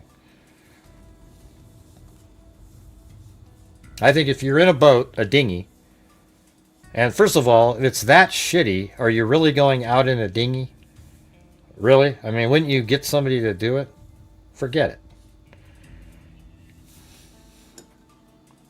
I don't know. That just doesn't make any sense.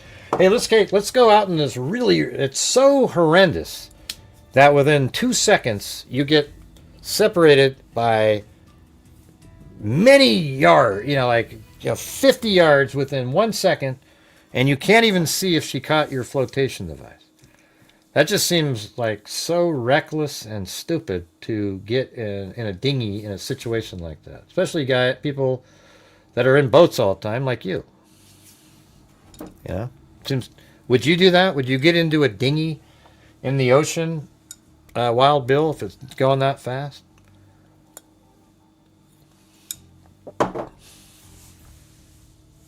Yeah, and it's completely. Well, it gets dark at like 7:45, so it's almost dark outside. Doesn't make any sense. It's going to turn out to be where he did something to her.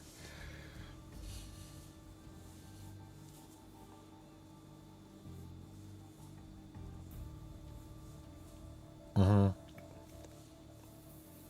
I do know how current works. I do. Yeah. Why do you tell me what I know and stuff like that, Wild Bill? You've said like 3 times now, you're wrong. You don't know how current works. I know exactly how it works. Yeah. Let's see. People in Panama City do it regular at night.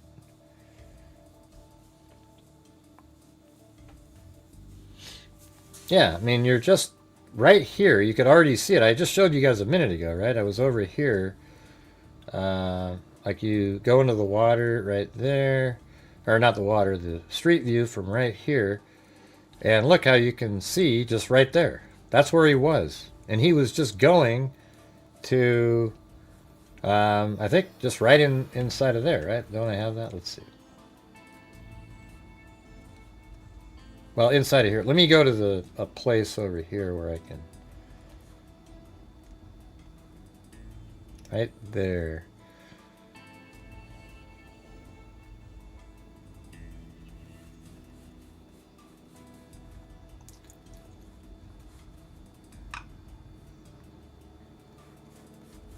So only people that know how current works would realize that if somebody fell off a dinghy, you'll never see him ever again, and she's swimming, and he sees her swimming too later. It's crazy. No way. He can't see. Okay, so this makes sense to you. He's in a dinghy, and it's rough current, so she falls overboard. Even though it's her, the part about her daughter saying that there's no way she'd fall over. I just don't agree. If it's rough weather, you could fall over. Let's say she fell in, right? And then he throws her the flotation. I didn't see her catch the flotation device. Oh, but then he saw her swimming towards shore. And then he made no effort to try to go get it. And then somehow the keys go into the water. I mean, everything is just so perfectly thrown in there. It's ridiculous.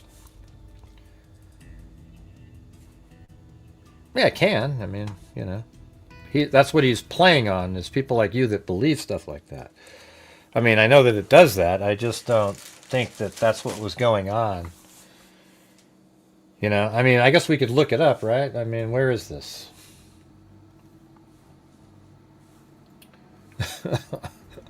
It's all good, Gray. I'm done. Ah, Jesus, man, so dramatic. Let's see. How do we get to the... Let's see. Bahamas on... Let's see. July... Let's see. April 4th at 7:30 in Bahamas.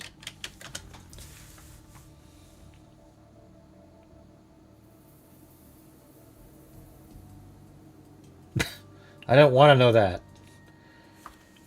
I asked what the weather was like. Maybe I didn't say that. Bahamas. But they told me about the incident.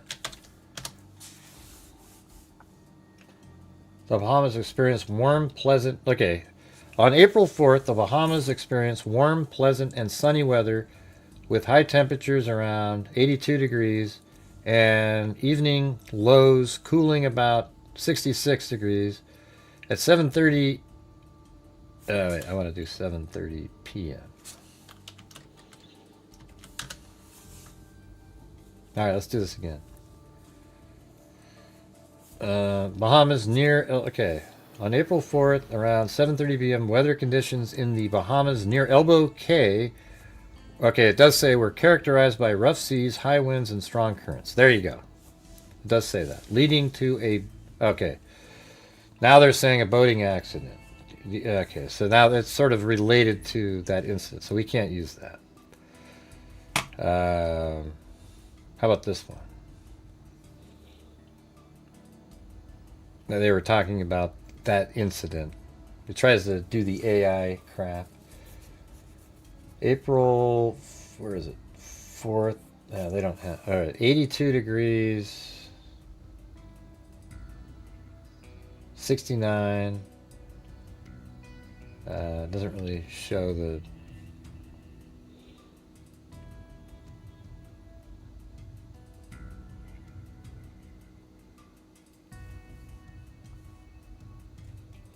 See, this is just doing... Okay, general April climate. So it's just general. And this stuff over here is based on what he said. I mean, we don't know.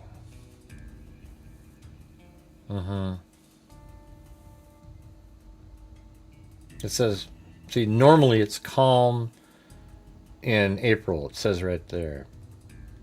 But then right there it says that.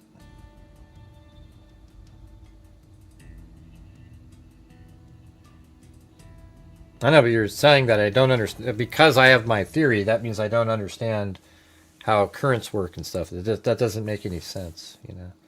I just don't agree that even if there's current, I mean, she would be moving with the same current, just maybe a little different speed, because the boat, you know, maybe the boat, if there's wind, the wind has a little bit more mass for the wind to blow, and the person in the water doesn't get moved as much, but they'd be in the same current as the boat. So, I mean, it just seems like the way he describes it, there was very little effort in trying to actually save her. He kind of left that out of the story. He was really focused in on the flotation portion of the story. That was his effort. He wanted to make sure that everybody knew that he attempted, and therefore you're finding the flotation device because that proves that I did make an effort. But, you know, I just didn't see her. You know why he says that? Because he didn't see her. He didn't see her at all. So he can't even picture something, you know, because that's not what happened. Yeah.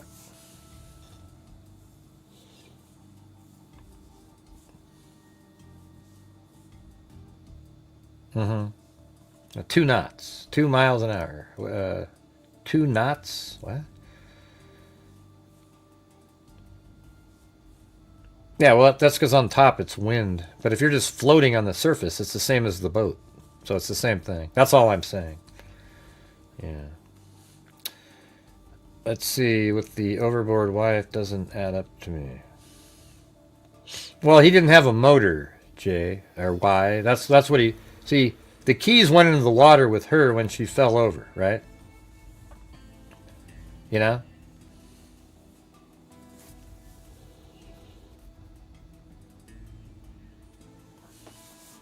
Like boats actually go into the water too, you know. They're not just flat on the surface, right? So a person might be, their body's partially in the water if they're swimming on the surface, just like the boat is slightly into the water too. Or, you know, might even go 2 feet into the water. You know, hell, even my kayak goes, you know, 10, you know, I don't know, 10 inches, but some odd inches into the water. I guess every time I eat one of those ding-dongs, it goes another inch. Oh man, my shoulder's just messed up. I had that neck surgery a while ago, but it just messed up like my bicep and tricep and stuff. And sometimes, like when I reach behind my back, and I do that multiple times, it cramps underneath my shoulder blade, and I can't really use my arm for a little bit. It's weird.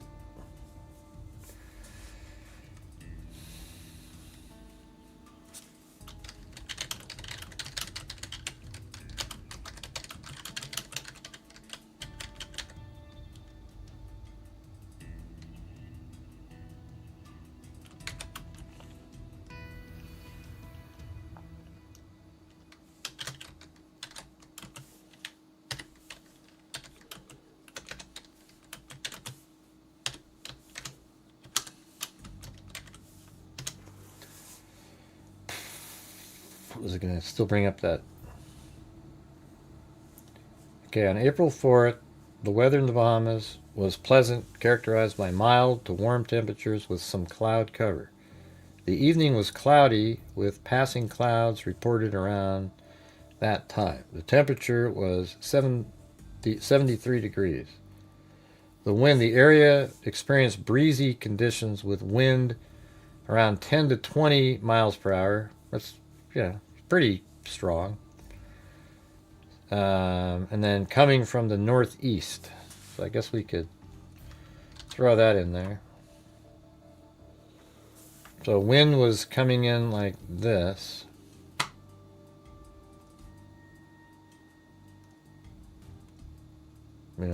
That's the wind direction.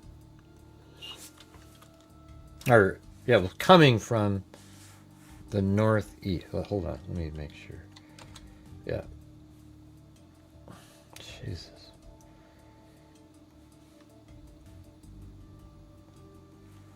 Coming from the north, so it was coming from the northeast, so it's going like that ish, could be any.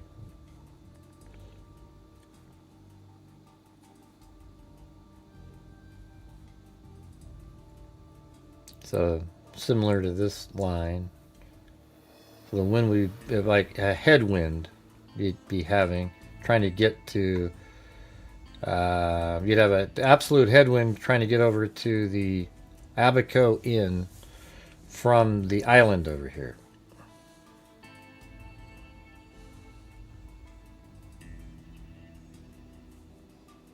Well, I might, the thing is I'm just guessing that they went to the restaurant Wild Bill. That kind of makes sense. There's only one restaurant on this island, and from that restaurant to get back to their boat is just dead into the wind. To get back to their hotel, and Elbow Cay is right into the wind, apparently. And I don't know, when they say northeast, is it coming, how much, I don't know.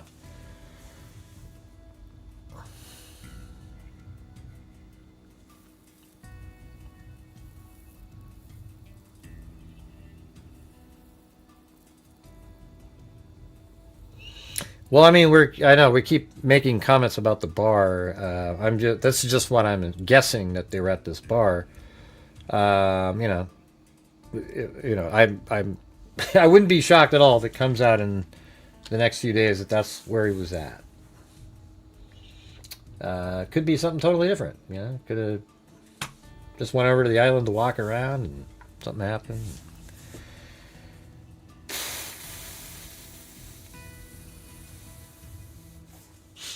Yeah.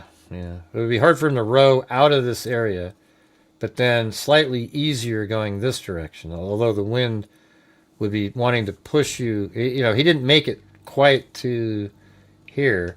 So if he was heading, once he got out this direction, the wind would slightly be behind him, a little bit, pushing him in this direction. So you'd have to sort of paddle to get a little bit going like that, to fight against it. So you'd have to be sort of paddling in, the wind's like that. You'd kind of have to be paddling almost like in that direction, so that eventually the wind would sort of, paddling in the wind would blow you over there. But I don't know which way the current was moving around.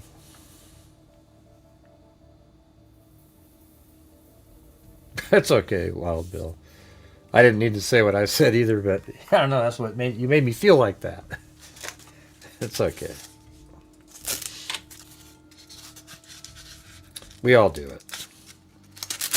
Maybe we should defer to you when we're doing stuff with water in it.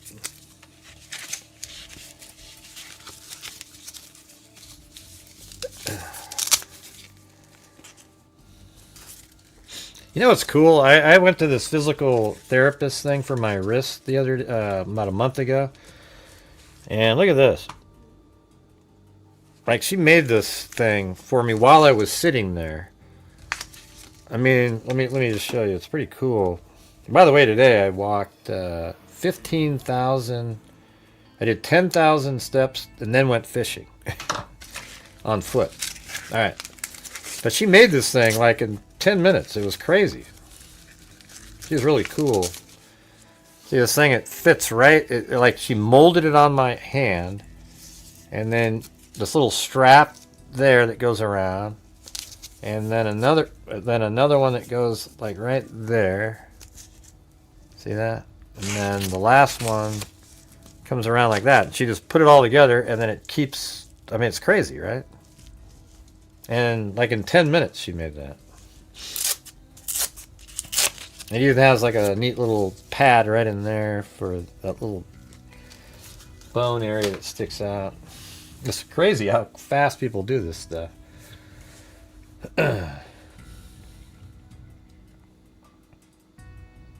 Anything else? Let me look. There's got to be more out there, you know. We'll probably have to get to the... It was nice to take a break from covering Nancy Guthrie, but there was some, you know, kind of interesting articles today about theories and stuff, but we'll have to do that one tomorrow. I don't know. I think I fell over. It's been like this for a couple of years, but it's weird too, right? See my wrist right there? See that part? A lot of people have that. See that bump on that wrist right there? That's where it hurts. See that? But this wrist doesn't have that. See that? It doesn't have it sticking out. It should be right there. This one does. See that? Whatever that is. And I think I fell one time, and it just sort of, I never really did anything about it. And sometimes it doesn't hurt at all. And then I'll reach to do something that, it's so severe. It's like the crazy. So basically I'm having to do this therapy so that an MRI can be approved. Isn't that stupid? Yeah, just get me into the MRI. We don't need to waste time on this. Yeah, I was playing, like it was like volleyball or something. I don't know. Sometimes fishing, I fall down. I don't really remember the moment. But I remember, like, at some point, it sort of hurting after falling over. It could have been we were playing volleyball or something. And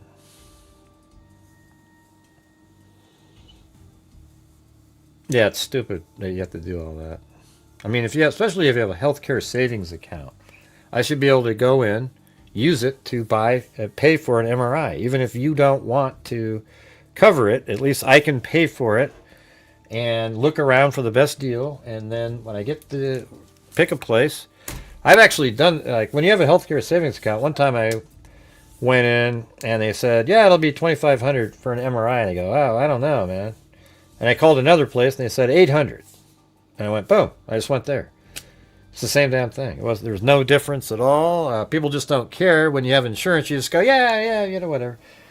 But when you're doing, that's why healthcare savings accounts would lower the cost, because people would start, you know, shopping around, and then people would have to lower the cost. The way it is now, they just go, oh, yeah, $2,500, and you don't even know what it costs because your insurance pays for it.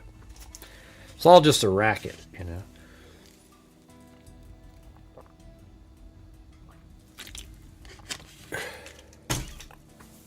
I think, like I've told you guys before, healthcare savings accounts is really the answer to everything. You'd have to grandfather it in and keep insurance going for other people, but you just start at a young age and everybody puts money in there, and as you're going up there's just a deductible that you pay, and as you get older you pay a higher and higher deductible because you have hundreds of thousands of dollars in there, and it just works, you know. You can't do it currently, but man, it's crazy. It's like as long as you're healthy, you know, they have a setup where, you know, funds get put into other funds if you didn't quite build it up enough and you're, you know, not as healthy as other people are when you're younger. Mm-hmm.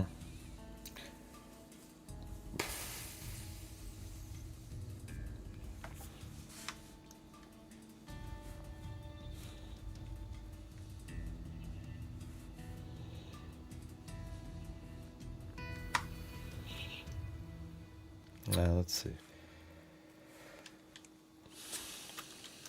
Lynette Hooker. Anything just 3 hours ago. Is that new? Do I have that one? That looks different.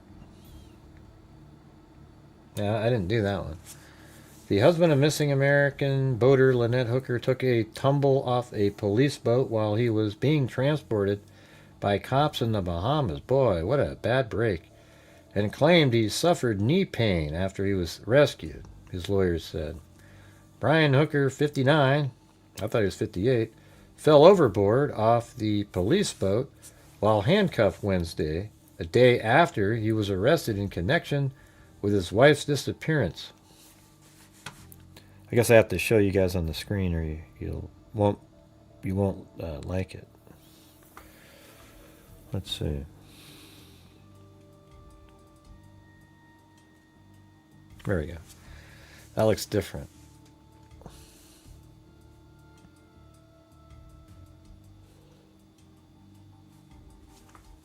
Yeah, it just seems like, I mean, what are the odds of that? How about that, you guys?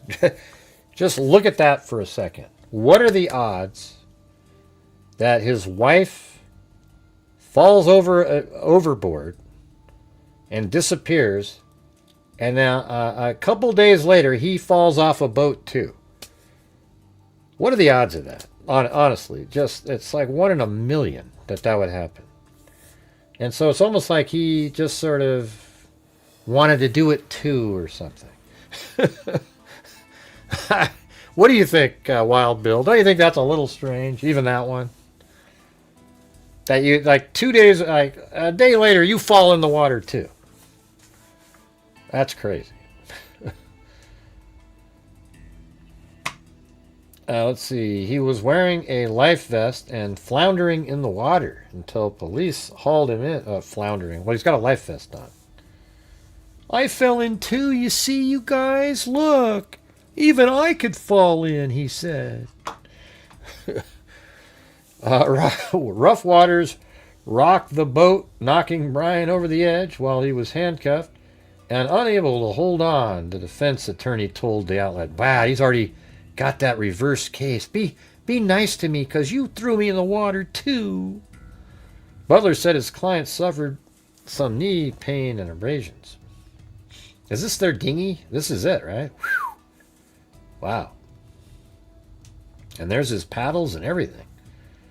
He's ready to go. That's his last smile. See that little fake grin he's got on that face there? Ooh. I know I'm going overboard on this guy. Lynette's daughter from a previous relationship. Lynette's daughter from a previous relationship claimed that her mom and stepdad had a history of not getting along, especially when they drink. She specifically cited Brian's temper, recalling how he previously choked Lynette. Why does it matter that she was drinking, though? See, it's always, I mean, I guess what I'm saying is sometimes, you know, when the other side drinks, they provoke people too, right? So we don't know what the situation is. Because why would you bring up that when they drink? You know, it should have been when he drinks, he does these things. But maybe when she drinks and he drinks, it's a horrendously bad, situation, right? Like a volatile situation. And I'm not saying provoking gives somebody the right to do that. I mean, I'm just saying you've seen those people before, right? Like I had a friend whose wife, like we'd have these dinner parties. We'd go over to his house and all these friends would be around. And then she'd start drinking. And like these were like rich, like high, I don't know, just came from money type people. And him and his wife, right? And so they'd be drinking. And, he'd have beers and he's just funny. He's just not a mean drunk or anything. He's just goofy. He just... But she, when she drank, would come over. One time she smashed a beer bottle on his head. And he didn't do anything. He was just sitting there having a drink. She just... I don't know what it was. It was the weirdest shit you've ever seen. Smashed a beer on his head. She would do all kinds of crazy physical violence things.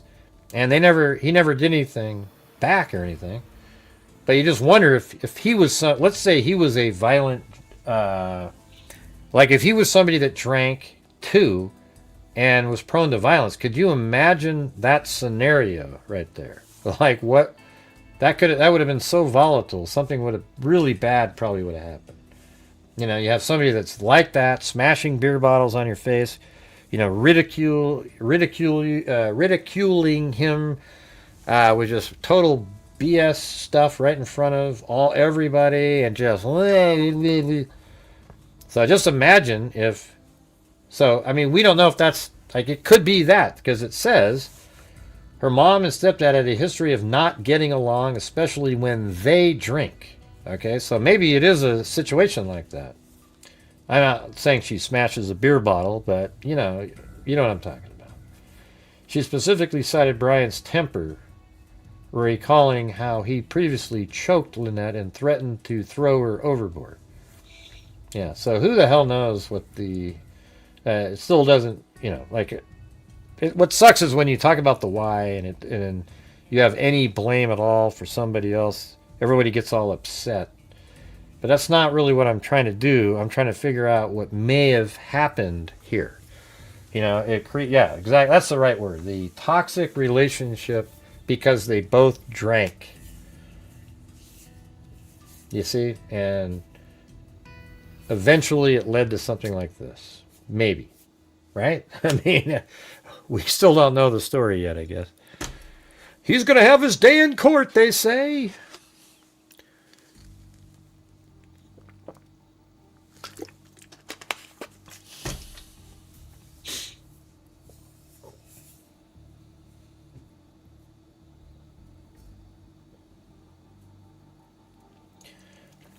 Like sometimes you ever see, sometimes there's women out there that say every guy that they date is some violent monster.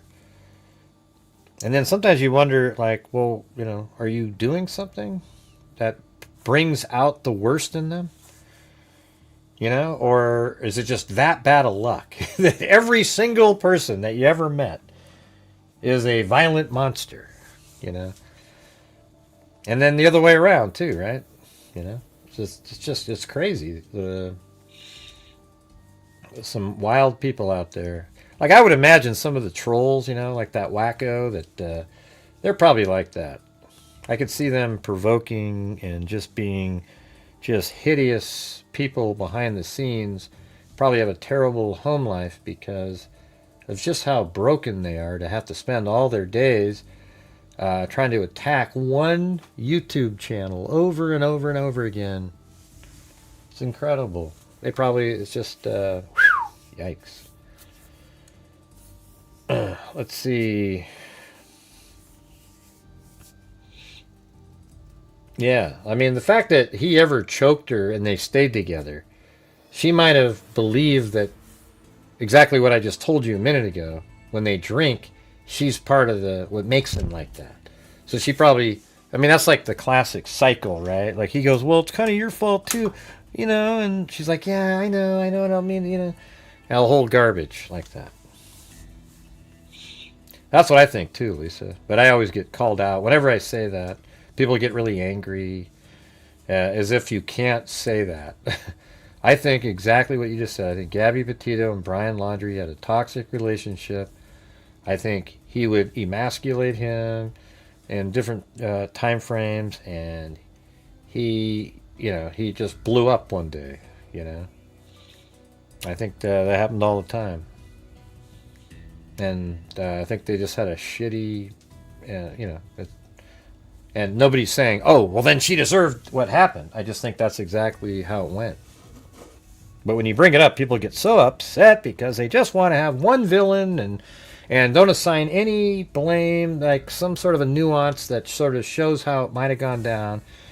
And it really kind of stops the conversation. You can't keep discussing something because people want to just have one person like, oh, Brian Laundrie, that's it, man. What a psycho.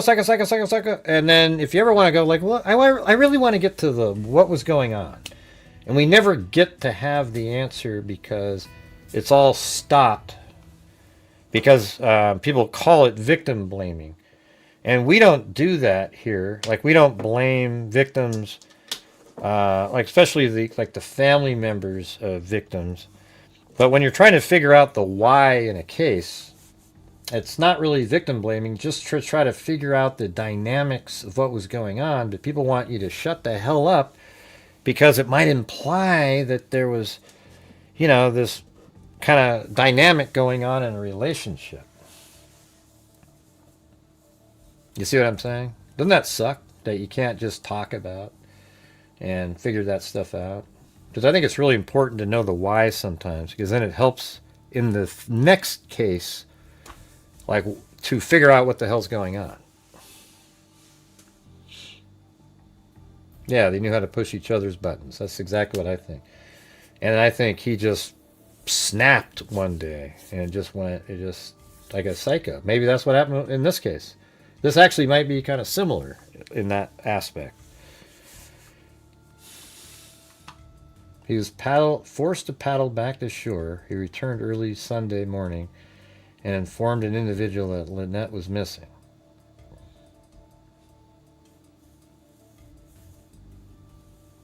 Updating her on their search efforts. Hello, honey. I just got a call from Hopetown Volunteer Fire Rescue, and they found a flotation device that I threw to Mom. See, he definitely wanted to make sure that somebody out there knows that he threw the flotation device and tried to help. Right? That's the only reason he threw that into that voice message. Brian said in a message obtained by Fox. Let's see. They haven't found her yet, but they can now focus on all the efforts in a smaller area, and they're still out there searching today. I don't know. Do you guys think they're going to find her in the water? Or even find her at all?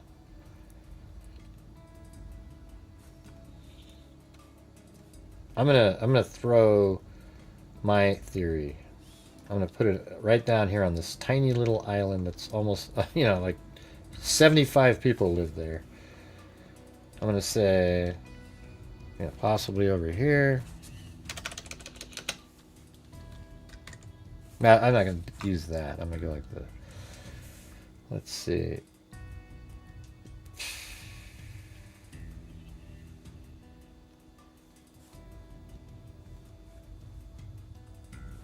This one? Yeah.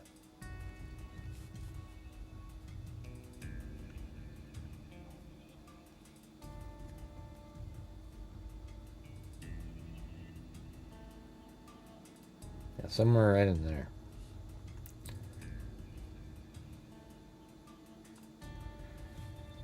Maybe there, and then where was that other? I mean, it could even be like right in this spot right there.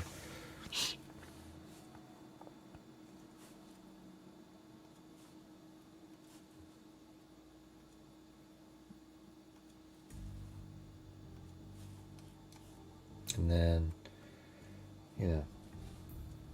maybe even off this point. So that would be kind of like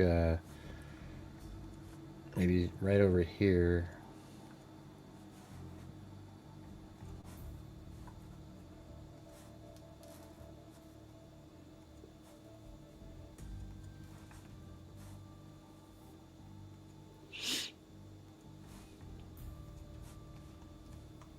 I lost that one.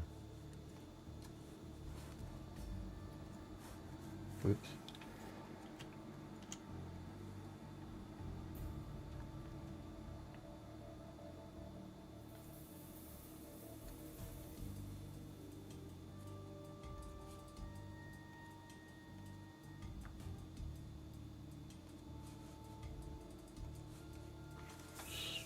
There you go. Something like that.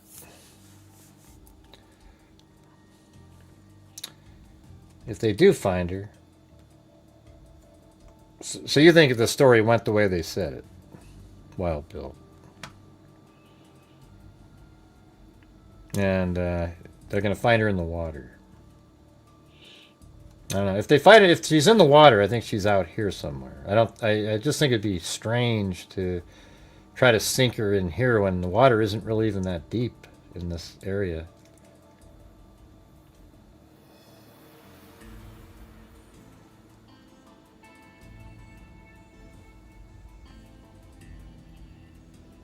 This one's pretty interesting, though, you know.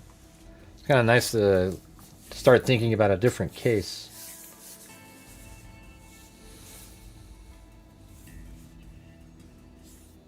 Oh, yeah, it was. Chris O'Connell. It was always really uncomfortable. We were always like, what the hell, you know? What's happening here? Why is she doing that? Like, he would just be sitting there, so quiet, just drinking beer, talking, laughing at whatever we're doing, and then just out of nowhere she'd just come up and like say, what are you doing? You know, just really strange shit, like embarrassing.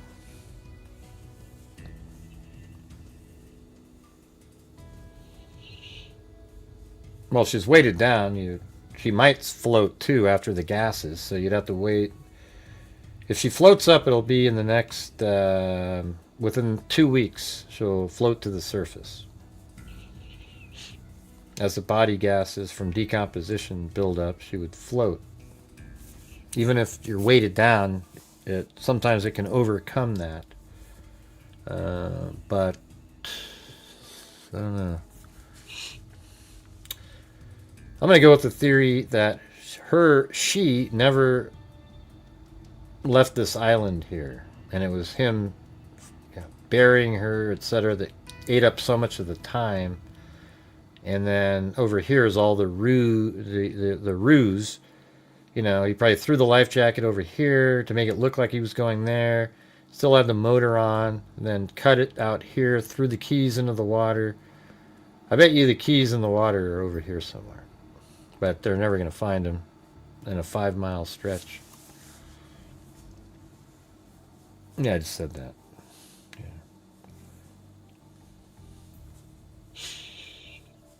Yeah, I mean, if it was in... Well, there's probably sharks that swim in here, too, so...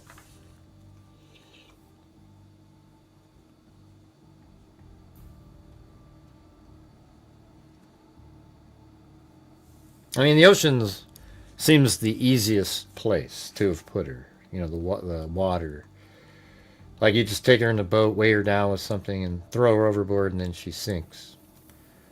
And then you come up with the whole story.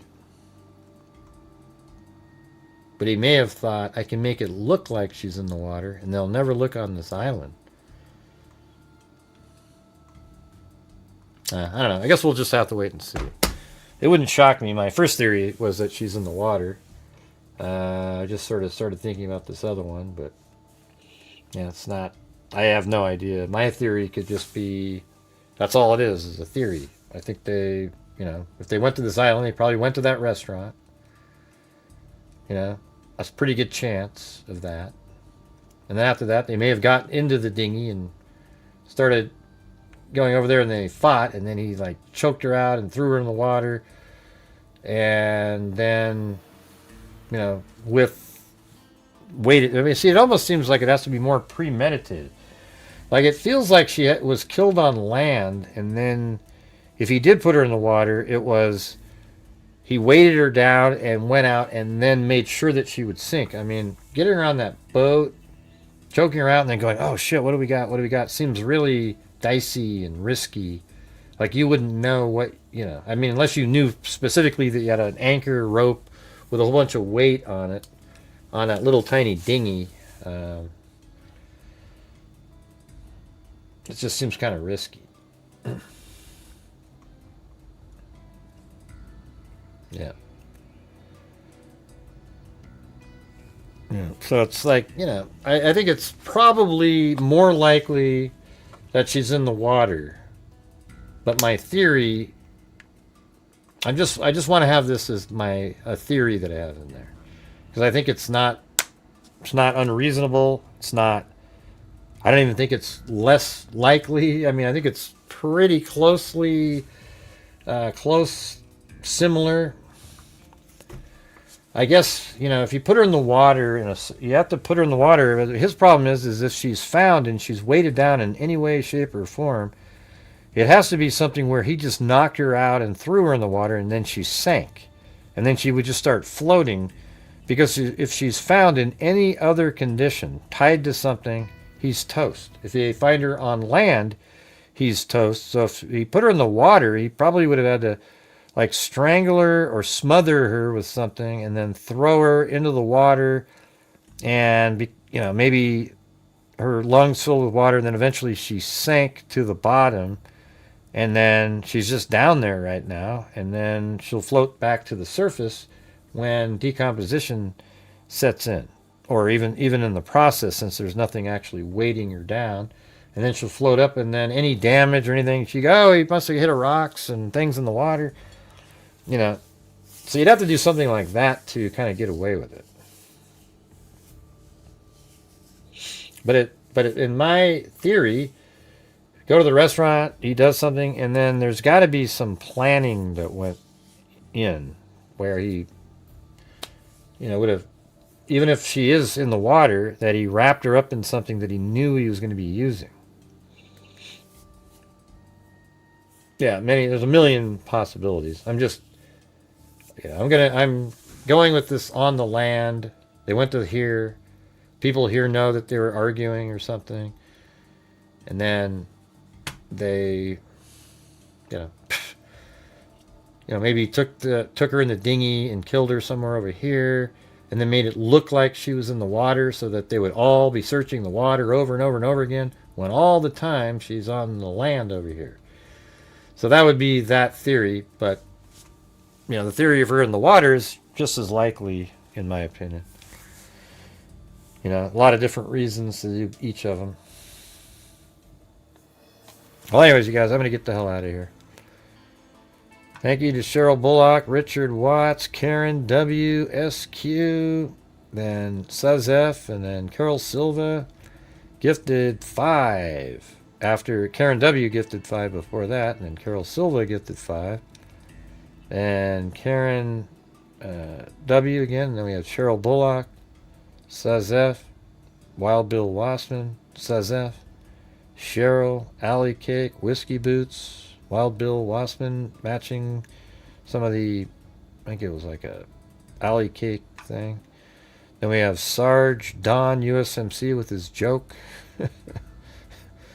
And then we got Chris O'Connell again with 5 gifted memberships. Then 20. Then we had Alley Cake, and then Chris O'Connell matching a Marty's Bar and Grill, who did some multiple coffees in there. And then we had also thank you to let's see.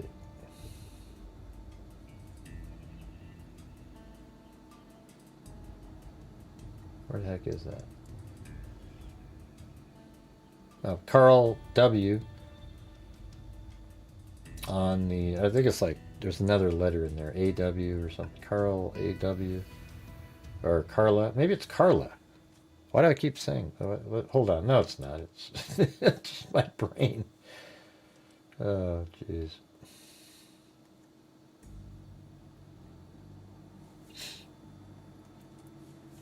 Hold on a second.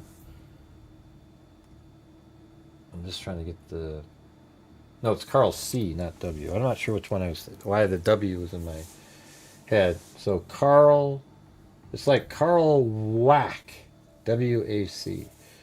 he helped with Marty reaching, getting me back to square on the Sandy Shirley situation. And then we had then somebody else, let's see, Christine, also with a PayPal in there. And then, oh yeah, back to here. So we had, what was it, Chris O'Connell, gifted 5. All right, and then Wild Bill Wassman, I think we did that. And then Carol Silva, Wild Bill. See, he was even helping out. Chris O'Connell gifted 5 again. Then Carol Silva gifted 1. Then Mike Spam gifted 1. Then Caitlin. And then Chris O'Connell gifted 1. And then Phyllis Watson. Like, let me read hers. It's a poor guy. It was definitely an accident. He meant to throw the life jacket. In all the panic and confusion, he accidentally threw her a concrete block. That poor bastard.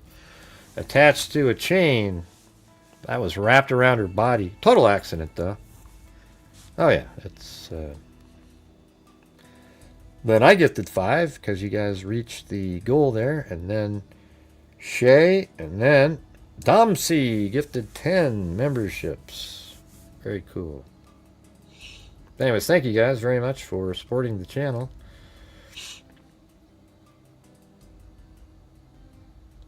Let's see.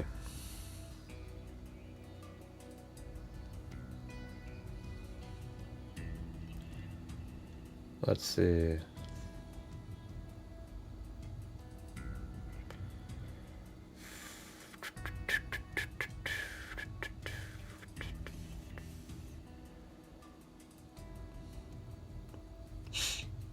See you later, Wild Bill Bossman. Sorry for our little... We've done it a couple times.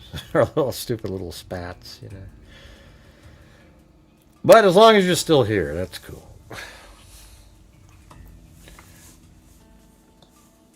Anyways, that's pretty interesting. We're going to have to keep following it. Hopefully there's going to be like some sort of a probable cause document or something tomorrow. Who the hell knows, right? But thanks, everybody. We'll see you guys tomorrow. What are you guys talking about? Often people call in car when they're driving in the vehicle and the brakes down and leave them stranded. If he threw a device or... No, he could have just thrown a flotation device. Those little circular things that you throw out with to grab, those little buoy things. It doesn't have to be a life jacket.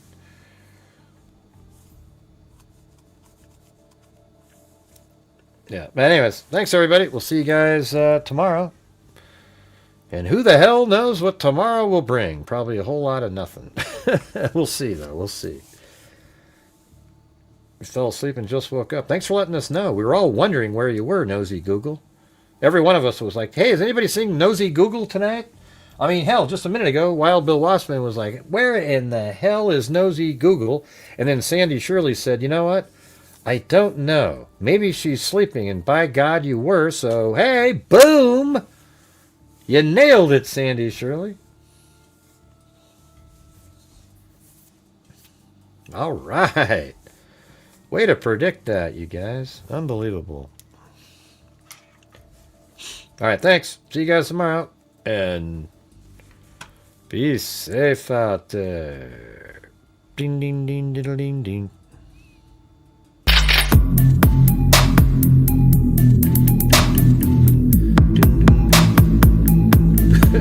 Yeah, me too. I was just wondering, where is Nosy Google? My God.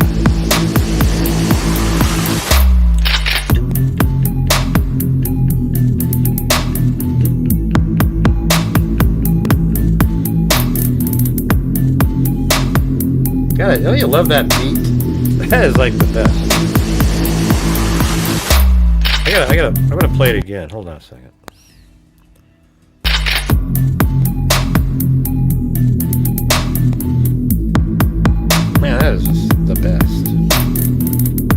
remember doing that.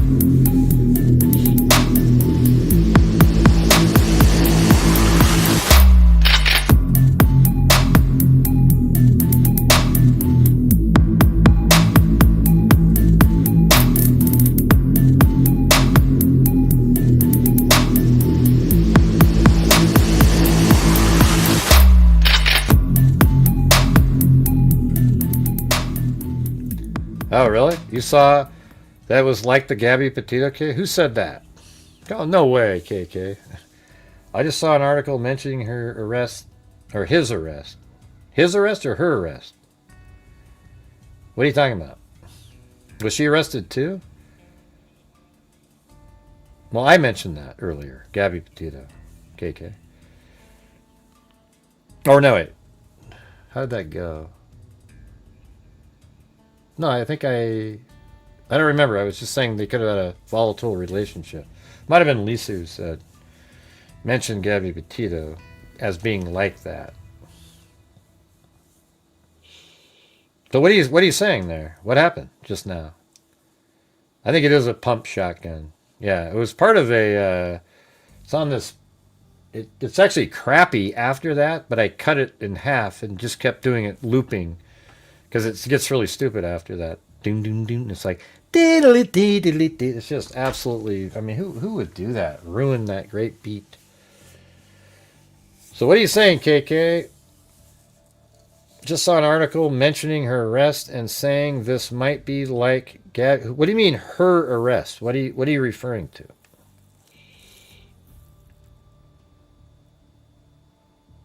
Okay, well, what do you mean hers? What do you mean? When was she arrested? Oh, wow. Okay. See, that might be exactly what I was just telling you guys. See, that's what I was saying, and then I think Lisa came in with, like, Gabby Petito. I don't remember exactly now. I'd have to go back and... But I was saying maybe her personality also was volatile, and then there was a high chance that something like that was going to happen. All right, hold on, you guys. I guess I'm still here now. Hurry up and send it. I only got a couple more minutes.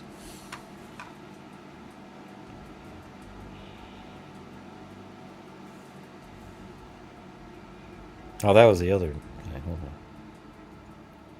That one.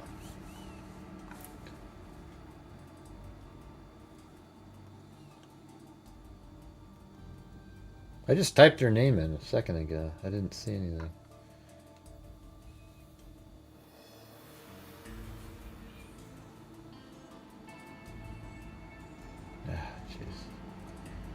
Brutal. All right, we gotta go do this one now. You guys still here? We're down to 126 people, but let's see. More than a decade before Lynette Hooker vanished during a boating trip in the Bahamas last week, she and her husband gave sharply different accounts of a night in Michigan that ended with her arrest. In 2015, God, see how that, you guys, just sort of common sense. You know, just sort of like in 2015 police report, and that's because it said when they drink. A 2015 police report from Kentwood, Michigan provides a glimpse into the couple's relationship with their daughter, which her daughter is described as volatile. On Wednesday, Brian Hooker was arrested by the Royal Bahamas Police Force in connection with his wife's disappearance. All right, let's see. During a dinghy ride. Anything new there? He said he had to paddle for hours to get to Marsh Harbor. Brian Hooker's attorney, Terrell Butler, said that her client denies the wrongdoing. Okay, right here. The February 2015 report describes the spouses accusing each other of assault, though only Lynette Hooker spent a night in county jail, just like Gabby Petito, remember? She was arrested. No, that was Brian Laundrie. He was the one that got put in. So even though, like, well, he was put in the hotel just to keep them separated. It wasn't like he wasn't in jail. Like she, I don't know. That was a weird situation. She was arrested on charges of assault and battery, simple assault, though the warrant was denied after insufficient evidence as to who started the assault. Brian Hooker was intoxicated and had blood coming from his nose, according to the Michigan police report. He told police his wife, who said was also drunk, had struck him in the face multiple times, the report stated. At the time, Brian Hooker said his wife believed a person named Jacob Hooker had another person whose name was redacted from the report were locked in an upstairs room and fooling around. It was not immediately clear who Jacob Hooker is and how he is related to the couple. He has the same last name. Police stated they tried to contact Jacob Hooker and the other person after the event, but the pair had already left the home. When police tried calling both of them, neither answered, the report said. NBC News was unable to reach Jacob Hooker despite multiple attempts Thursday.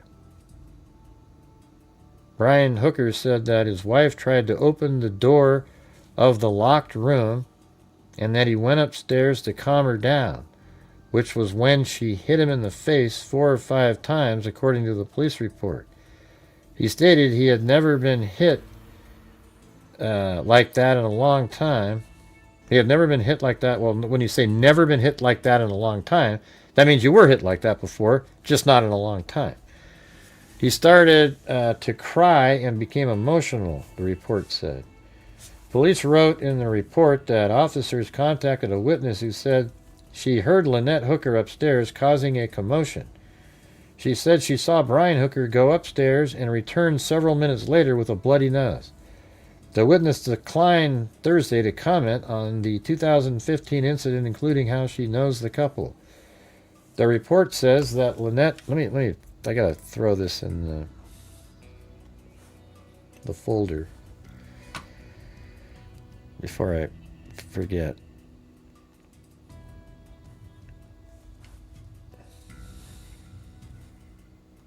This is pretty crazy. Police wrote in the report that officers contacted a witness who said she heard Lynette Hooker upstairs causing commotion. The witness declined Thursday to comment on the 2015 incident, including how she knows the couple. The report says that Lynette Hooker was highly intoxicated on the night of the incident. When police brought her downstairs to ask her what had happened, she said Brian Hooker had hit her in the forehead. She said that her children had locked themselves in a room upstairs and that she was trying to get in, which is when she said her husband choked her and punched her one time, the report stated. According to the police report, officers saw Brian Hooker's red, swollen, and bloody nose, but said Lynette Hooker had no visible injuries. See? I mean, so if he choked her, there'd be marks there, right? Mark, and then people go, that's not true, Gray. See, a lot of times okay. Well, it's like everybody always does that, and you can't have a rational conversation.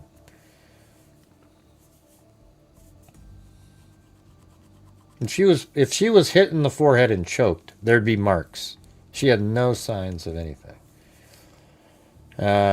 So Mark Hunting, an attorney for the couple at the time, told NBC News on Thursday that attorney-client privilege applies to the case, and he was not at liberty to opine. According to Aylesworth, the couple had a history of not getting along, especially when they drink. It was not immediately clear whether the couple had been drinking on the Saturday night boat trip. I think it's kind of obvious. Like, you're in the Bahamas, you're probably going to be drinking,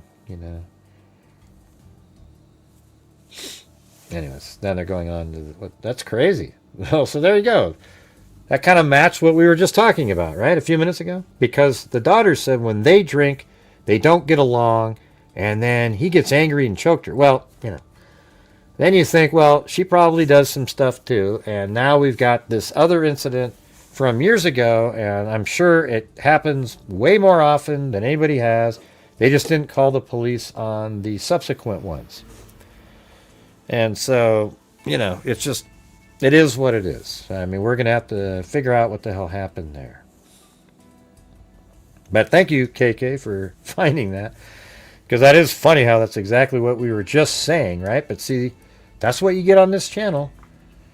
You get this rational thoughts that other people don't say because they want to look cool and not be, you know, they just want to be, you know, let's just be against the guy. And, you know, not that we're against her. It's just that there's more going on here. Do we all agree with that now? That it wasn't just like one day he just blew up because he had some other thing going on. This seems like it's just this volatile situation, and he blew up. And that's not acceptable, but that's what happened. I think it's more interesting to be able to talk about how something may have happened than to just do the thing that everybody likes to do and just, you know, pick one side and go on and on and on and on and on. In some cases, there isn't another side. There isn't another side in the Koberger case. There isn't a side in the, you know, Madeline Soto case. There isn't another, you know, there isn't other sides. But these kind of things, there is nuances that you got to kind of look at. And I think they sort of help you in other cases where you see something and then now you can kind of predict better what might be happening. Yeah, I think it was like an abusive both directions. It was just a volatile relationship where both of them were abusive towards each other. A lot of times it's just one way, but I think this is a two-way situation. Yeah, I think so.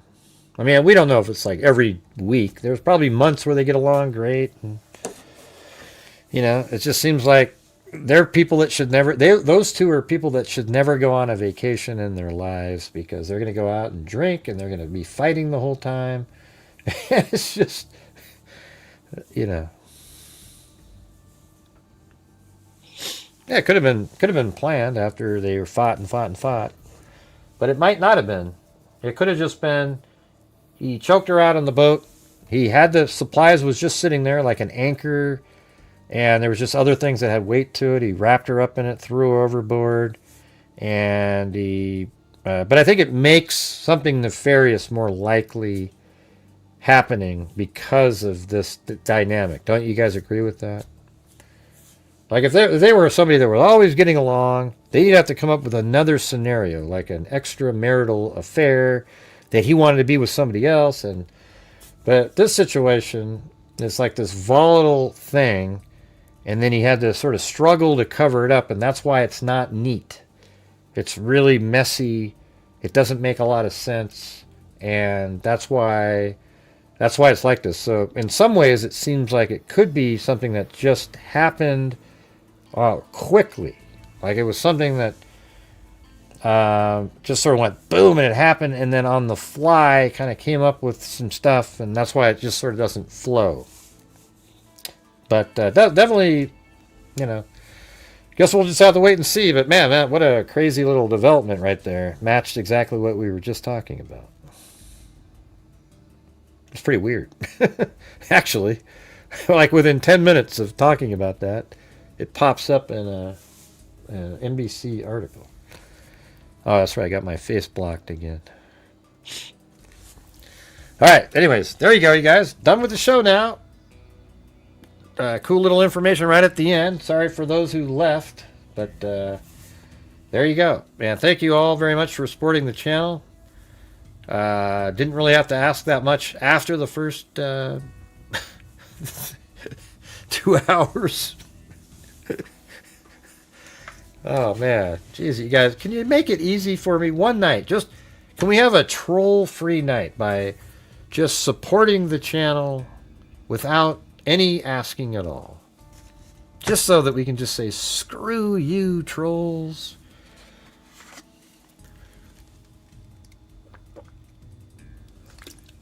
Wouldn't that be awesome? I just glad to have another case to do. Yeah. There hasn't really been any really interesting cases. This one is. This one's pretty cool. You know, like when I say cool, just interesting how it's all, you know, pieces of the puzzle, not what happened. You know, I can't believe Grace said it's cool. Did you hear that? I mean, this lady... Ah, Jesus. Here we go. Hey, I find true crime interesting. It's fun to do... Oh, my God, you sicko bastard. You think it's fun to look into... People are crazy, man. It just is what it is.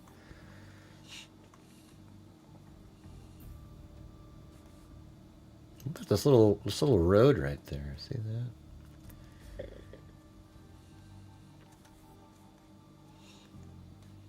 Is there any? There's none. There's no street view on that whole island. Well, yeah, it'd be hard for a Google Earth vehicle to get to the Bahamas and then make it out to that. Or I guess. Well, let's see. Maybe there is some. That's not really the island. Well, it's not the same island. Never mind. I thought I was still on the other one. It's just this one here. This is where I think you would be, you know.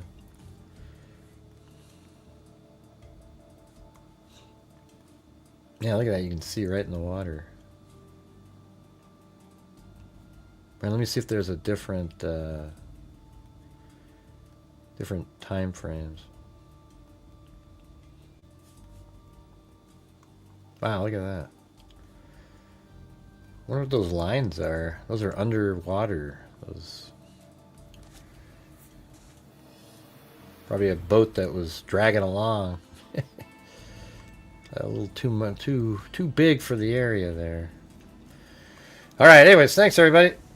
See you guys tomorrow, and be safe out there. Now we can do the ending one more time. Isn't that great? By the way, do I have the right audio setting? Want to make sure you guys get to have the best audio possible. There.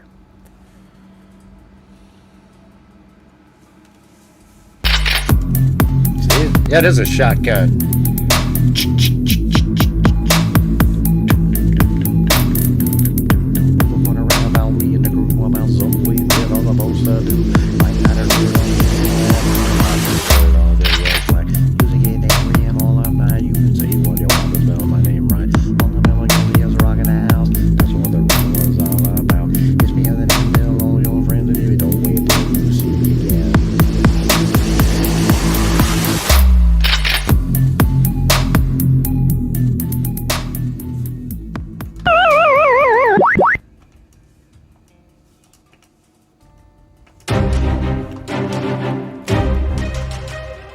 Thank you for watching Grant Hughes Investigates on YouTube, where we cover true crime using logic, reason, and common sense.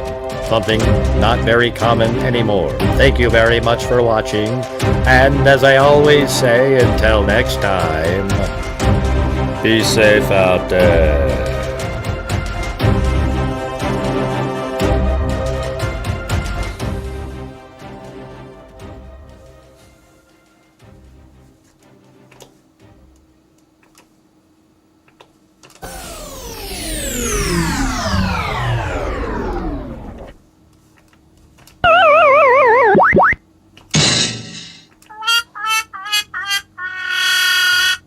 Evil can never be dead enough.